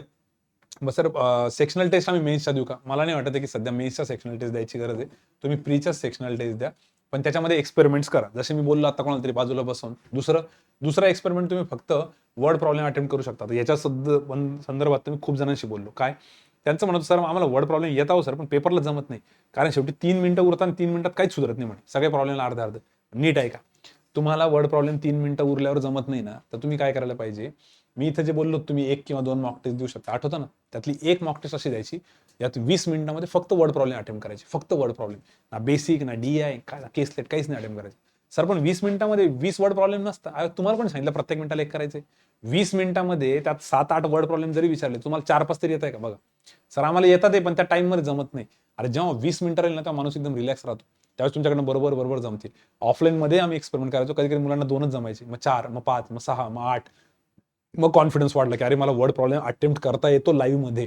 हा कॉन्फिडन्स आला पाहिजे ना. आता समजा मला सांगा, एखाद्याला पुल शॉट त्याने आयुष्यभर खेळलेलं नाही पुल शॉट, आणि मॅचची सिच्युएशन अशी की 1 बॉल 4 पाहिजे, त्याने बाउन्सर टाकले, त्याची हिंमत होईल का मारायची? त्याने आयुष्यभर पुल शॉट मारलेलं नाही, मग ते काहीतरी असं हुकबिक करून देईल किंवा काहीतरी त्याला असं वरती मारून देईल, काहीतरी वेगळं करेल ना तो, आणि त्याने कधी केलेलं नाही. मग तुम्ही त्याला काय ऍडवाइस कराल की भाई पुल शॉटची गरज पडणार आहे, तर आधी प्रॅक्टिस करून घे, आणि मग तर त्याला तुम्हाला कॉन्फिडन्स येईल की अरे नेटमध्ये मी 4 वेळेस पुल शॉट मारला, मला मारता येतो, मग तेव्हा मॅचमध्ये माराल ना तो. बरोबर. तसा रोहित शर्माला कॉन्फिडन्स आहे सध्या. बरेच जण ओव्हर कॉन्फिडन्स म्हणतात, पण नाही, चांगलं मारतो तो, व्यवस्थित कॉन्फिडेंटली करतोय ना. तसं कॉन्टचे वर्ड प्रॉब्लेम पहिले अटेम्प्ट तर करा. पेपरमध्ये कधीच हिंमत नाही झालेली, मग त्या दिवशी काय एकदम अशी ज्ञानप्राप्ती होणार आहे तुम्हाला की शेवटच्या 4 मिनिटात 6 वर्ड प्रॉब्लेम झाले, अचानक कसे जमणार पेपरला? आधी करून तर बघावं लागेल. मग त्याच्यामुळे इथं पहिले ट्राय करा. समजलं? 20 मिनिटं द्या. सर मग पेपर कोणता द्यायचा? मी म्हणतो RRBचा पेपर द्या एखादा. RRBची लेवल कमी असते, त्यामध्ये 40 क्वेश्चन असतात, 10 वर्ड प्रॉब्लेम भेटून जातील ना, देऊन टाका, काही होत नाही. 20 मिनिटं टायमर लावून हळूहळू फिअर निघल. मग ह्या 20 मिनिटांनंतर जेव्हा तुम्ही ऍक्च्युअल एक मॉक टेस्ट देणार ना, त्याच्यामध्ये शेवटी जेव्हा 3-4 मिनिटं उरतील, तेव्हा तुम्ही असा वर्ड प्रॉब्लेमचा टॉपिक पकडायचा जो तुम्हाला कम्फर्टेबल आहे. मग हळूहळू एक अटेम्प्ट होईल 4 मिनिटात, मग 2 होतील, मग 3 होतील. बऱ्याच जणांचं काय होतं, 4 मिनिटं म्हटलं की इक्वेशन फिट असतं. 4 मिनिटं 4 क्वेश्चन, संपला विषय. तसं नका करू. एकच क्वेश्चन पकडून घ्या पहिले. एक व्यवस्थित झाला की मग दुसरा, मग तिसरा, म्हणजे जेवढे होतील तेवढे होतील, नाही होतील. ठीक आहे. तर हे एक्सपेरिमेंट्स करा. हे एक्सपेरिमेंट कसे करायचे हे पण सगळं त्या व्हिडिओमध्ये सांगितलेले मॉक अनालिसिसच्या. सिमिलरली लॉजिकच्या पझलचा एक्सपेरिमेंट करू शकता. पझलचं कसं सर, आता बऱ्याच जणांना पझलची लयच भीती वाटते. ते म्हणतात सर मिसलेनियस अटेम्प्ट होतो, पण पझल अटेम्प्टच होत नाही, मला भीती वाटते. मग अशा काही मॉक टेस्ट द्या 20 मिनिटाच्या, त्यात नुसतं पझलच अटेम्प्ट करा. पहिल्या सेकंदापासून शेवटपर्यंत फक्त पझल अटेम्प्ट करत बसा. एक्सपेरिमेंट म्हणतोय बरं का मी. आणि आता एक्सपेरिमेंट म्हटलं की नंतर ही कंप्लेंट नाही करायची, सर माझा स्कोर कमी आला. अबे तो एक्सपेरिमेंट आहे, स्कोर कमीच येणार आहे ना. तुम्ही बेसिक अटेम्प्टच नाही करत, स्कोर कमी येणार आहे ना. आपण फक्त आपली भीती काढण्यासाठी देतोय की हा हे पझल मी पहिल्याच मिनिटापासून घेतलं आणि माझ्याकडे 20 मिनिटं होते, आरामात बसून गेलो सर, टेन्शनच नाही आलं, कारण वेळ किती होता माझ्याकडे. तसंच होतं ना. बऱ्याच वेळेस शेवटी 4-5 मिनिटं राहिले की आपलं अर्धी नजर तिकडे असते, टाइमकडे. एखादं सेंटेन्स वाचलं की परत टाइमकडे बघतो, त्या अर्धा वेळ नुसता टाइमकडे बघण्यात जातो आणि संपून जातो पेपर. मग ते पझल बसत नाही. आणि तेच सुरुवातीला घेतलं तर टाइमकडे काय मारायला बघणार आपण? आपल्याला माहिती आहे अजून टाइम पूर्ण बाकी आहे, लगेच बसून जातं ते. तर हे प्रेशर जे हँडलिंग आम्ही नेहमी म्हणतो की competitive exam is all about pressure handling. तुम्ही कसं मॅनेज करता ते हळूहळू त्या फेजमध्ये गेल्यानंतर जमल ना. एखाद्याला तुम्ही म्हणता की याला फिनिशर बनवायचंय, आणि त्याला शेवटी नेहमी दरवेळेस 2च ओव्हर देता की हा भाई 2च ओव्हरमध्ये फिनिश कर. ते म्हणाला अरे कधीतरी 10 ओव्हर तर द्या, मी 10 ओव्हरमध्ये हळूहळू फिनिश करण्याची प्रॅक्टिस तर करतो. तुम्ही त्याला पाठवावं लागेल ना. त्याला हार्दिक पांड्याला तुम्हाला फिनिशर बनवायचं, त्याला ऑपॉर्च्युनिटी द्यावं लागेल. आता सध्या व्यंकटेश अय्यरचं चालू आहे, ऑपॉर्च्युनिटी द्यावं लागेल ना. तुम्ही त्याला दरवेळेस 12 बॉल देता आणि भाऊ खेळ तुझ्या नशिबाने, 4 बॉल खेळणे, 7 बॉल खेळणे, दुसऱ्याला बॅटिंग दे आणि 4 बॉलमध्ये आम्हाला 4 6 मारून दाखव, कसं काय फिनिशर बनणार तो? त्याला थोडा ऑपॉर्च्युनिटी द्यावं लागेल ना. तसं तुम्हाला जर का पझल खरंच बसवायचं, तुम्ही चान्स तर घेऊन बघा. तुम्ही प्रत्येक मॉक टेस्टमध्ये पहिले 12 ते 13 मिनिटं बेसिकच करता, मिसलेनियस करता, आणि नंतर म्हणता सर 7 मिनिटं बाकी 2 पझल झालेच नाही, कसं काय होतील? पण ट्राय तर करा. तर हे एक्सपेरिमेंट्स आणि आत्ता करू शकता एक्सपेरिमेंट. RBIचा पेपर 26-27 आहे आणि तुम्ही म्हणणं 24 तारखेला चला मी एक्सपेरिमेंट करून पाहतो, मग डोक्याचा शॉर्ट होऊन जाईल, अजून टेन्शन येऊन जाईल. त्यावेळेस नका करू, आत्ता करा एक्सपेरिमेंट्स. आणि इंग्लिशचा आरसीचं तर फेमस रड नाही यांचं. आरसीला टाइमच नाही भेटत सर. टाइम नाही भेटत ना, मग एखाद दिवशी आरसीच घ्या पहिले, पूर्ण 20 मिनिटं फक्त आरसीच करा, वाचा, आरामात वाचा. मग कॉन्फिडन्स येईल की यार एवढा वेळ होता, मी आरसीचे 10 क्वेश्चन अटेम्प्ट केले, माझले 9 बरोबर आले. मग कळलं की आपल्याला पण आरसी येतं भाऊ, मॅडमनी काहीतरी शिकवलेलं आणि आपण पण काहीतरी केलेले. तर तो कॉन्फिडन्स येण्यासाठी काही 2-3 मॉक टेस्ट असते, त्याच्यात फक्त तुम्ही आरसी करताय. ठीक आहे. आता हे लगेच मॅडमला जाऊन असं नका सांगू की सरांनी सांगितलं आरसी करायला, बाकी काहीच नाही करायचं. मी एक्सपेरिमेंट बोललो, ठीक आहे. आणि मार्क्स कमी आले तरी काही हरकत नाही, किंवा मॅडम सोबत डिस्कस करा, ते मॅडम सांगतील तुम्हाला, किंवा जे कोणी फॅकल्टी असतील LR साठी सर, जे कोणी तुमचे रिस्पेक्टिव्ह फॅकल्टी आहेत त्यांच्यासोबत बोला किंवा सिनियर सोबत बोला. पण कुठेतरी आता हे एक्सपेरिमेंटची फेज आहे. प्रीसाठी जर आपल्याला क्रॅक करायचीच आहे, कारण उद्या जाऊन जर झालं की सर सेंटरच खराब लागलं, तर आपली प्रॅक्टिस झालेली पाहिजे. काही मॉक टेस्टमध्ये 1 to end डायरेक्ट 35 क्वेश्चन पर्यंत जायचं. मॅथ्सचा पेपर स्टार्ट झाला पहिल्या क्वेश्चन पासून शेवटपर्यंत. सर ते तर आम्ही फक्त शाळेतच केलेलं हो. पेपर आला की डायरेक्ट चालू करायचो, बघतच नव्हतं मागे काय पुढे काय, पण इंजिनिअरिंगला पहिले पाहून घ्यायचो किती येते किती नाही, मग काय एवढंच येऊ लागले. तर तो स्कूलवाला ऍटिट्यूड आत्ता पाहिजे की भैया हमने तो पेपर देखा ही नहीं क्योंकि हमको सभी आ रहा है, आणि इकडे आपल्याला काही बोमच होऊन जाते ना. तर असं पण करून बघा, कारण कधी कधी सेंटर खराब लागलं ना तर ते नेक्स्ट नेक्स्ट नेक्स्ट नेक्स्ट करायला ना स्क्रोल करायला प्रॉब्लेम होतो माऊसचा बराच. मग त्यावेळेस तुम्हाला फर्स्ट टू एंड जावं लागतं, कारण माऊस बफर होतं तिथं, प्रत्येक 2-2 सेकंद खाते एका क्वेश्चन मागे. मग त्यावेळेस तुम्ही जास्त क्लिक केलं तर अजून ते हँग होऊन जातं. मग त्यावेळेस खराब सेंटर आलं. आता लाईक कमेंटमध्ये विचारू नका सर सेंटरचं नाव बी सांगा कोणकोणते खराब, ते नका विचारू, पण एक तयारी पाहिजे आपली की वर्स्ट केस जर पेपर खूपच येते तर फर्स्ट टू एंड पण आपल्याला प्रॅक्टिस पाहिजे.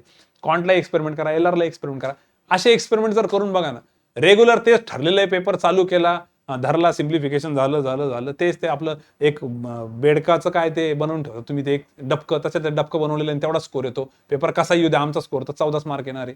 मग ते असं होईल ना, एक्सपेरिमेंट्स केल्यानंतर हे सगळे चेंजेस होतील ना. ठीक आहे. सो ESIC आणि याच्यासाठी करा. जीकेचा सर पण स्टडी प्लॅन, सोर्सेस फीचर्स काहीच सांगितलं नाही. 99 नंबर दाखवा बरं सर यांना. कसं काय सांगितलं नाही, कोण म्हणते सांगितलेलं नाही, सोर्सेस नाही सांगितलेले, चांगले 1.5 तास बडबड केलेली त्याच्यावरती, सोर्सेस पूर्ण सांगितलेले. थांबा एक मिनिट.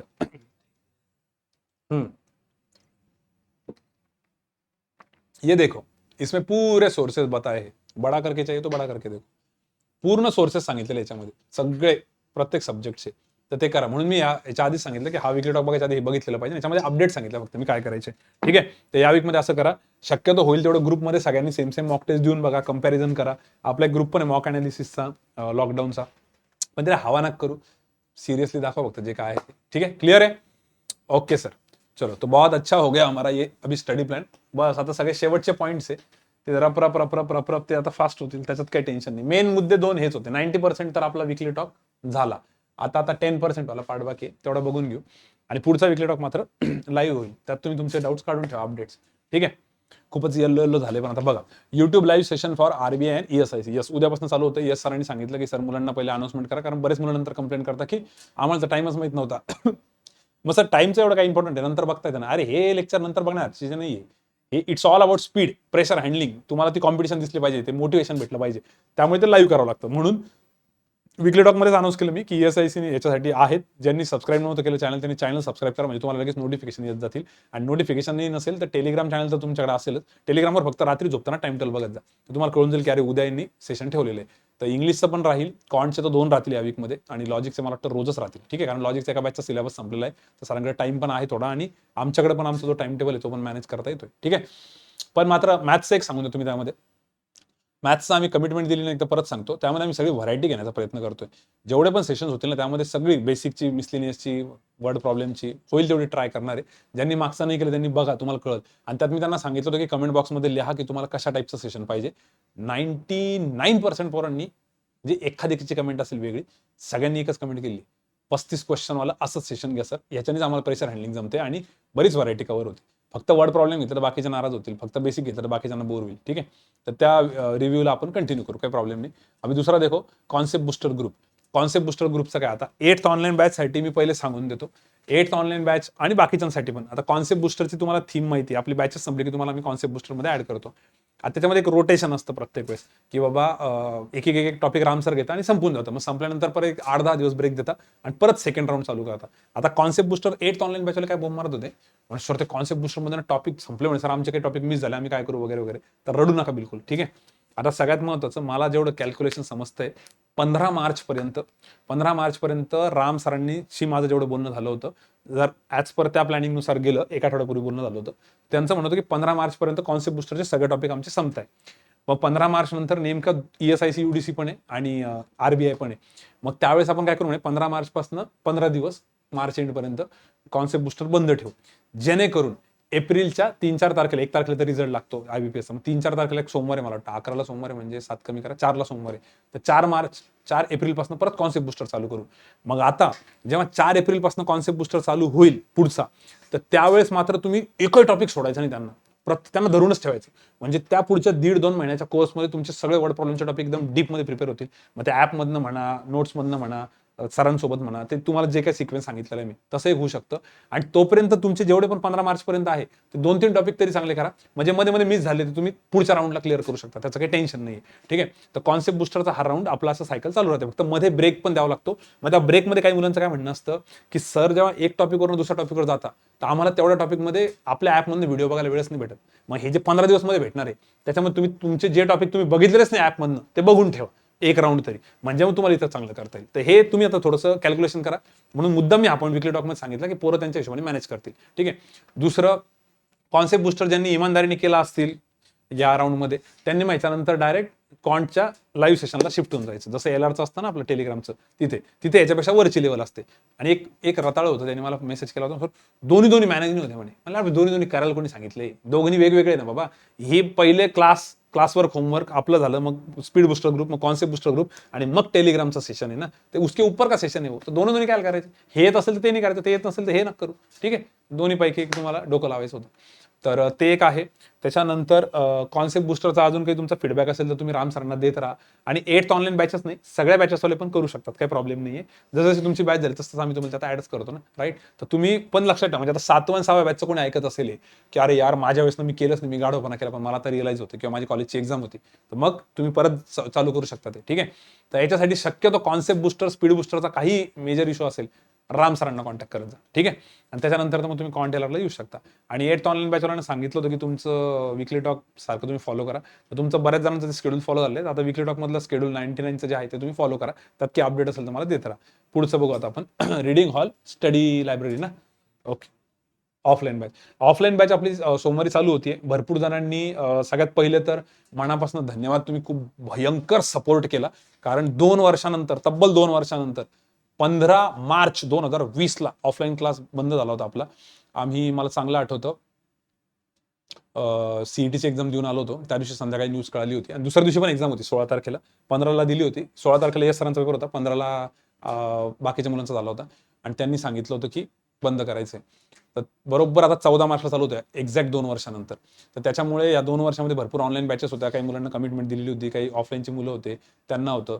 तर ते सगळ्यांना आम्ही मस्त डेट दिली होती, 2 दिवसाची, ज्यांनी मागच्या आता व्हिडिओ बघितले असतील रेग्युलर, आणि सगळ्यांनी त्या हिशोबाने येऊन ऍडमिशन केले. पण सगळ्यात चांगलं मला धन्यवाद द्यायचं त्या मुलांचं ज्यांनी पूर्ण प्रॉपर समजून घेतली सिच्युएशन, आणि ते बऱ्यापैकी ऑनलाईनमध्ये बरेच जणांनी शिफ्ट झाले. ठीक आहे, तर ऑनलाईनमध्ये होण्याचं रिझन त्यांचं तेच होतं की सर ऑनलाईनचा सगळ्यात मोठा ॲडव्हान्टेज आहे की काही मिस झालं तर बघता येतं. आता ऑफलाईनला जरी आलो तर मिस झालं तर मग काय करणार, तर तो तर प्रॉब्लेम आहेच. हा सगळ्यात मोठा ॲडव्हान्टेज आहे इकडे. आणि तिकडचा ॲडव्हान्टेज हा होता की तिथे एक वातावरण असतं की जेणेकरून मुलं अभ्यास करतात. नाही तर मग काही जण औरमधले येऊन ऑनलाईन पण करतात, फक्त सोबत करतात ऑनलाईन, की चला बाबा तुम्ही रिडिंगमध्ये, तर आपण सगळेजण रिडिंगमध्ये लेक्चर करू, तसंही चालतं. ते आपापल्या याच्यावर, त्याचे ॲडव्हान्टेजेस पण डिसॲडव्हान्टेजेस पण आपापल्या पर्सनॅलिटीवरती पण डिपेंड करतं, आपापल्या अभ्यासाच्या मेथडवरती पण डिपेंड करतं. ठीक आहे, तर ऑफलाईनचा तर सोमवारपासून चालू होते, आणि बरेच त्यांनी त्यांच्या मित्रांना वगैरे पाठवलं, ते तर ओकेच होतं. पण आम्ही त्या सगळ्यांना होल्ड करून ठेवलं होतं, आम्ही त्यांना तोपर्यंत ॲडमिशन दिलेच नाही जोपर्यंत या सगळ्यांचं क्लिअर होत नाही. तर त्या मुलांना पण मनापासून धन्यवाद, जे कोणी बघत असतील नवीन पण किंवा तुमचे मित्र, की बाबा ॲडमिशन दिलं नाही पण 6 तारखेपर्यंत दम धरला त्यांनी, आणि त्याच्यानंतरच ते ॲडमिशनला आले. आजही काही जण आले, ते रेग्युलर येतात समजा. तर ते सोमवारी चालू होती मस्तपैकी ती बॅच. तर पण त्याच्याबरोबर मुलांचं म्हणत होतं सर मग आमच्यासाठी रीडिंग लायब्ररी जी आहे, आमची स्टडी रूम जी आहे, जी आपली आधीची होती ती चालू होईल का, तर हो ती पण चालू होऊन जाईल. फक्त काय ना, हा गोंधळ खूप होता, कारण रिनोव्हेशन चालू आहे, कलरिंग चालू आहे, बऱ्याच काही गोष्टी चालू आहे. तर ते आता हळूहळू 14 तारखेला ऑफलाईन चालू झालं की पुढचा विकली टॉक पण 14ला राहील बघा, सोमवारी. भरपूर काम असणार सोमवारी, 2 ऑनलाईनचे लेक्चर, एक ऑफलाईनचे लेक्चर, एक तुमचं विकली टॉक लाईव्ह. त्यात आम्ही मग सांगून देऊ की बाबा आता ऑफलाईनला तुम्हाला रिडिंगला कसं यायचं, कारण रिडिंगला तुम्ही तुमच्या मनात मूड आला आणि तुम्ही आले असं नाही आहे, तिथं आय कार्ड कंपल्सरी लागतं. आणि त्याच्यामध्ये मग आता ऑनलाईनच्या स्टुडंटकडे आय कार्ड नसणार आहे, बरोबर. आणि ऑब्व्हियसली सगळ्यांनी रिडिंग लावलेले आहेत. ठीक आहे, तर असं काही नाही की आपल्या रिडिंगमध्ये आलं की एकदम तुम्हाला ज्ञानप्राप्ती होणार आहे किंवा खूप काही तुम्हाला हे, तसं नाही आहे त्या रिडिंगमध्ये पण राहा तुम्ही, त्याचा काही इश्यू नाही आहे. पण कधी काही तुम्हाला ग्रुपमध्ये समजा थोडंसं डिस्कस करायचं असलं, सोबत डाऊट्स क्लिअर करायचे असतील तर बाजूला सर डाऊट्स क्लिअरिंगला असते, तर तो एक ॲडव्हान्टेज होतो. ठीक आहे, पण त्यासाठी तुमच्या सगळ्यांचे पहिले आय कार्ड बनवावे लागतील. आता जे मुलं ऑनलाईनमध्ये आहेत त्यांच्यासाठी तर तशी काही कमिटमेंट नव्हती ऑफलाईनची. पण हा, मग आम्ही काय डाऊट्सलाच नाही यायचं का सर? डाऊट्सला येऊ शकतो तुम्ही, काही प्रॉब्लेम नाही, पण तुम्ही त्या रिडिंगमध्ये नाही बसू शकणार. ठीक आहे, तर मग त्याच्याबद्दल काय प्रोव्हिजन राहील काय नाही, आता ते आम्ही सगळं डिस्कस करून तुम्हाला सांगतो पुढच्या वेळेस. पण पहिले हा राऊंड होऊन जाऊ दे पूर्ण, मग त्यानंतर जुन्या मुलांना बोलून घेऊ ज्यांची ऑफलाईनचं ॲडमिशन होतं, कारण त्यांना ऑफलाईनमध्ये ती कमिटमेंट होती, ऑनलाईनमध्ये त्यांना कमिटमेंट नव्हती. पण मग सर आम्ही डाऊट्स नाही विचारू शकता, 100% डाऊट्स विचारू शकता तुम्ही, कधी पण येऊ शकता, असं काही नाही प्रॉब्लेम. फक्त त्या रिडिंगमध्ये बसण्यासाठी इश्यू होऊ शकतो. ठीक आहे, सो याची व्हॅलिडिटी कधी राहील सर, कधी रिन्यू करायचे आय कार्ड, त्याचे ₹50 चार्जेस राहतील का, 100 राहतील का, 4,000 राहतील, त्याचे काय चार्जेस आहे ते पण सांगतो. एवढे नसतात ते, नॉमिनल चार्जेस याच्यामुळे ठेवतात की मुलांना किंमत राहते. नाही तर पोरगं येतं दर 2 दिवसाला, सर माझं आय कार्ड हरवलं परत बनवून द्या, मग त्याची किंमत राहते की ₹50-100 जरी म्हटलं त्याला तर ते ठीक आहे. तर त्याची पण अनाउन्समेंट आम्ही काय करू, आज सोमवारच आहे ना, मंगळवार बुधवार होऊन जाऊ देऊ, ऑफलाईनचे बॅच आपली संपून जाईल म्हणजे ॲडमिशन प्रोसेस, मग त्यानंतर ही प्रोसेस चालू करू, कारण तेवढे आय कार्ड रिन्यू करायला वेळ लागेल किंवा त्याला टप्प्याटप्प्यात देऊ. पण सर माझा आय कार्ड रिन्यू नाही झालेला आणि माझा आज अभ्यास नाही होणार, असं जर कोणी रडलं त्याला तिथेच फटके देणार आहे. तर एक दिवस आय कार्ड रिन्यू व्हायला लागत असेल आणि तुमचा अभ्यास नसेल तर रूमवर अभ्यास करा, काही प्रॉब्लेम. इतक्या दिवस कुठे करत होते, तर लगेच ते जे नाटकांना करू की बाबा असं नाही होते तसं नाही होते. ठीक आहे, तर ते रीडिंग हॉल आणि स्टडी लायब्ररीचं जे आहे ते 2-3 दिवसात एक तर चॅनलवरती टाकू किंवा मग 14 तारखेनंतर डायरेक्ट ग्रुपवरती टाकू. पण मला असं वाटतं की 2-3 दिवसानंतर आम्ही टेलिग्राम चॅनलवरती एक ऑडिओ टाकून देऊ किंवा एक मेसेज टाकून देऊ की तुम्ही हळूहळू येऊन तुमचं आय कार्ड रिन्यू करा म्हणून. असं काही ना काहीतरी ठेवावं लागेल. ठीक आहे, पुढचा पॉईंट बघा आता, व्हॉट्सअप, टेलिग्राम आणि SMS रिप्लाय, बरोबर, हा पॉईंट आहे. तर व्हॉट्सअपचे, टेलिग्राम आणि SMS रिप्लायचा हा जो पॉईंट आहे, हे मी खूप वेळ सांगितलं, मी परत सांगतो, काही जणांना बोर होऊन जाईल. प्लीज मला व्हॉट्सअपला, टेलिग्रामला किंवा टेक्स्ट मेसेजला मेसेजेस नका करू. तुमचं काही जरी इम्पॉर्टंट काम असेल तर डायरेक्ट कॉल करा. ठीक आहे, कॉलवरतीच आम्ही पटापटा सॉर्ट आउट करतो, कारण मेसेजेस खूपच दिवसांचे पेंडिंग आहेत. म्हणजे माझे बड्डेचे बी रिप्लाय द्यायचे बाकी असून तर आता ते द्यायला पण लाज वाटते कधी कधी, कारण एखाद्या मुलाचा मेसेज आला, त्याला रिप्लाय द्यायचा असेल, जेन्युइन त्यांनी कॉल केला असतो, सर तेवढा मेसेज बघा खूप अर्जंट आहे, तर तो मेसेज रिप्लाय देताना वरती दिसून जातं, वरती लिहिलं असतं हॅपी बर्थडे सर वगैरे वगैरे. तर असं वाटतं याचा हायच रिप्लाय बाकी अजून, तर प्लीज तिकडे नका कॉल करू. काही पण अर्जंट असेल तर, आणि एकच मिस कॉल करा प्लीज. पोरं जोपर्यंत उचलत नाही तोपर्यंत धपाटा लावता, मग शेवटी माईक बंद करावा लागतो, फोनवर त्याला शिवाय करावं लागतं, भाऊ लेक्चरमध्ये थोडा दम धर, कॉल करतो थोड्या वेळात, मग ते त्याला मनाला शांती भेटते की हां उचलला सरांनी. असं नका करू.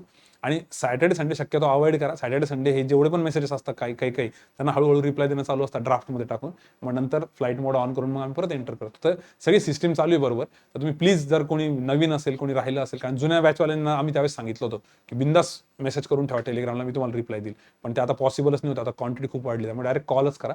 कॉलवरती मॅनेज करतो. फक्त सॅटर्डे संडे नका कॉल करतो. बरेच जण सॅटर्डे संडे कॉल करतात, मग त्यांचे मिस होतात कॉल, कधी कधी मोबाईल स्विच ऑफ असतो. तर वीकडेमध्ये करत जा, आणि वीकली टॉक बघून करत जा. सगळ्यात मेन वीकली टॉकमध्ये सगळंच तुमचं क्लिअर होऊन जातं, आणि त्यासाठी एवढे बारीक बारीक गोष्टी आपण एक्सप्लेन करतो. कधी कधी काही जणांना वाटतं की एवढं आम्हाला गरजेचं नाही आहे, बाकीच्यांना गरजेचं असतं. ठीक आहे, ओके. हां, याच्यामध्ये एक काम करू सर, आपल्याला आपलं रेकॉर्ड पण करायचं होतं ना ते, चला आत्ताच सांगून देऊ. ठीक आहे, करू, परत चालू करू.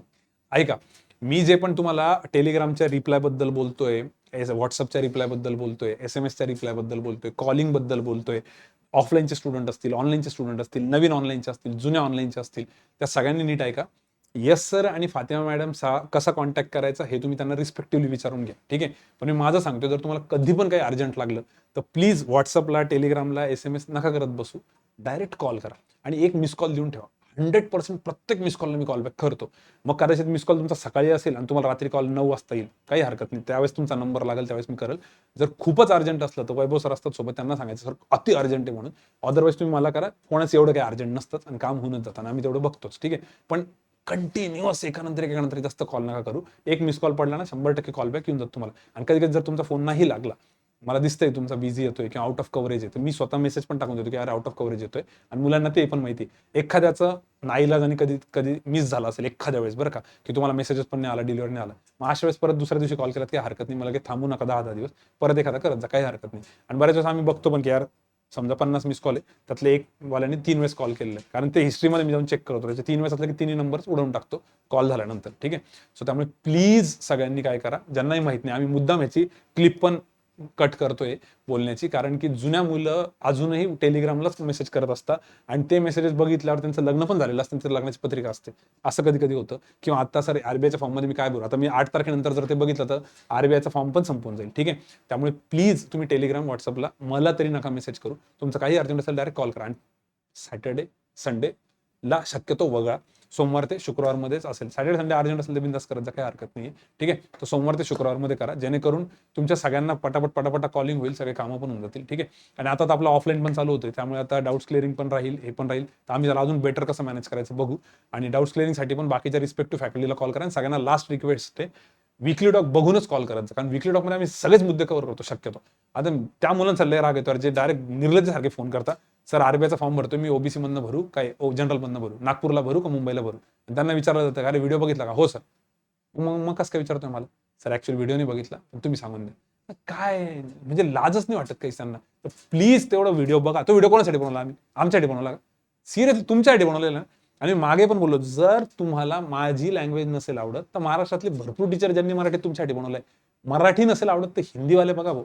हिंदीतल्या त्या माणसाचा चेहरा नसेल आवडत एखाद्या मॅडमचा बघा, नाही साऊथ इंडियन वाले बघा, कोणत्या पण लँग्वेज मधला बघा भाऊ. पण हे सगळे लोक तुमच्यासाठी बनवतात व्हिडिओ, त्यात हे सगळे पॉईंट सांगितलेले असतात. तुम्ही बिंदास निर्लज्जपणे फोन करता, सर तुम्ही सांगा. अरे त्या व्हिडिओत जेवढं एक्सप्लेन केलं तेवढं फोनवरती कसं काय एक्सप्लेन करतील. त्या दिवशी राजस्थानच्या मुलीचा फोन आला होता, हिंदीमध्ये बोलत होती. तिने आपला व्हिडिओ बघितला, तिला त्यातले भरपूर पॉईंट्स कळले, पण तिचा तरी एक पॉईंट होता अजून डिस्कशनचा, तिने चांगला एक्सप्लेन केला तो, आणि मलाही पटला तो पॉईंट. मग आम्ही तिला काय उत्तर द्यायचं, म्हणजे मला जे वाटलं ते मी उत्तर दिलं तिला माझ्या ह्याच्यावरती, पण तिची सहमती घेऊन.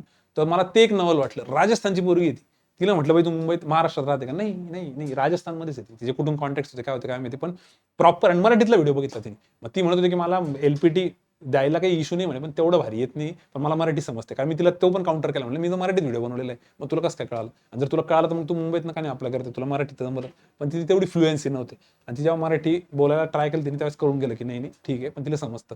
तर हे पोरं एवढे मेहनतीने ते व्हिडिओ बघताय आणि ते ॲप्रिशिएट करता की सगळे पॉईंट्स तुम्ही किती क्लिअर सांगितलेले. आणि जेव्हा नोटिफिकेशन त्याच्या दुसऱ्याच दिवशी आम्ही व्हिडिओ बनवतो, दुसऱ्या का तिसऱ्या दिवशी, जास्त दिवस नव्हते घेतले.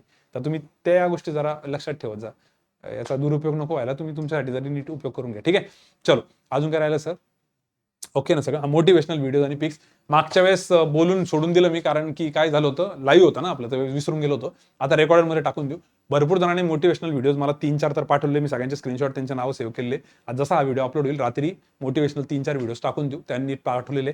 आणि जे पण मुलं पाठवतात त्यांना कुठेतरी त्यातनं काहीतरी पॉईंट शिकायला भेटतो म्हणून ते पाठवतात, तर आम्ही ते 100% शेअर करू. आणि काही फोटो पाठवले असतील जस्ट, तरी फोटो पाठवून देऊ. आणि मनीषा कांबळे म्हणून आपली एक स्टुडंट होती, जिने क्रॉनिकल्स ऑफ ट्रायम्समध्ये खूप भारी सांगितलं होतं. तिचा क्रॉनिकल्स ऑफ ट्रायम्सला सगळ्यांनी ॲप्रिशिएट केलं होतं. उमेश साई खूप जबरदस्त झाला मागच्या वेळेस, त्याला तर मी स्वतः रिकमेंड केलं तुम्हाला की त्याचा बघा, त्याने खूप छान ग्राफ एक्सप्लेन केलेला आहे. आणि मनीषाने पण तसाच काहीतरी ग्राफ एक्सप्लेन केलेला आहे. तर आम्ही काय करणार आहे, तो ग्राफ पण या वीकली टॉकच्या खाली टाकून देतो मनीषा कांबळेचा, की तिने ते काहीतरी सांगितलेलं ग्राफ वाईज, तुम्ही ते बघा. आणि तेच मला वाटतं उमेशने पण सांगितलेलं आहे, तेवढं एकदा बघून घ्या नक्की डेफिनेटली. आणि दुसरी गोष्ट, तिने असं सांगितलं होतं की तिचा क्रॉनिकल्स ऑफ ट्रायम बघितल्यानंतर खूप जणांनी तिला कॉन्टॅक्ट केला होता, उमेशला पण केला होता, सगळ्यांनाच करतात ज्यांचा पण क्रॉनिकल्स ऑफ ट्रायम होतो. मग त्यांना काही पॉईंट्स नंतर आठवतात की अरे यार, मुलांचे कॉमन हेच डाऊट्स, हे डाऊट्स आपण नाही घेतले त्यावेळेस, कदाचित कमेंट्स खूप जोरात निघून जातात त्यावेळेस. म्हणून मग त्यांनी काय सांगितलं की सर हे 2-3 पॉईंट्स आहे ना, हे खूप मुलं विचारताय म्हणे, तर तुम्ही काय करा, हे पॉईंट्स त्यांना सांगा. म्हटलं मी सांगण्यापेक्षा तुम्ही एखादा ऑडिओ बनवा, त्याच्यात सांगून द्या की यार हे महत्त्वाचे पॉईंट्स आहे, हे आमच्या सक्सेस स्टोरीमध्ये राहून गेले होते, तुम्ही फॉलो करा. तर जे पण त्यांना कॉमन डाऊट्स आहे ना, ते पण तिने मला वाटतं सर तुम्हाला पाठवलं आहे ना ऑडिओ, किती मिनिटाचे ऑडिओ नाही आला का अजून, चेक करा टेलिग्राम, लगेच चेक करून घ्या, नसेल तर परत गडबड होऊन जाईल. मनीषा कांबळे, कारण तिने मला सांगितलं की वैभव सरांनी मी ऑडिओ पाठवलाय म्हणे, तर तो ऑडिओ आम्ही काय करू, या वीकली टॉकच्या खाली टाकून देऊ. ठीक आहे, नाही तर मलाच पाठवला असेल, मग मी बघतो, कारण मी टेलिग्राम बघत नाही, त्यामुळे गडबड झाली असेल. ठीक आहे, डन. तर उतना पार्ट देख लो. और अजून काही तुमचे सजेशन असतील तर कमेंट बॉक्समध्ये टाका. कमेंट बॉक्समध्ये शक्यतो पहिले 1-2 दिवसाचे कमेंट्स लवकर दिसतात, नंतर तो व्हिडिओ जुना झाला की त्या कमेंट्स खाली निघून जातात, मग गडबडून जाते. तर तेवढं एक बघा. आणि अजून काही डाऊट्स राहिले असतील, जे मी फोनचं वगैरे सांगितलं तेवढं फक्त फॉलो करा प्लीज. आणि याच्यामध्ये आपण याच्यासाठी बरंच बोललो डॉक्युमेंटबद्दल, तर याचा इश्यू नको यायला तुमच्या मित्रमैत्रिणींना, त्यांना पण सांगा. ज्या मुलांचा आता RRBचा आहे त्यांना पण सांगा. शक्यतो मागच्या वर्षीचं या वर्षीचं सगळे सर्टिफिकेट काढून ठेवत जा. बऱ्याच वेळेस असं होतं की ॲड मागच्या वर्षी येते, सिलेक्शन पुढच्या वर्षी होतं, गडबड होते. फायनान्शियल इयरबद्दल बोलते मी. चला तर करायचं स्टॉप. चलो, so will stop here. Thank you सगळ्यांनी शेवटपर्यंत पाहिलं, व्हिडिओला लाईक केलं, लाईक बी केलंच असणार आहे, शेअर केलं असेल, थँक्यू. चलो बाय बाय, गुड डे.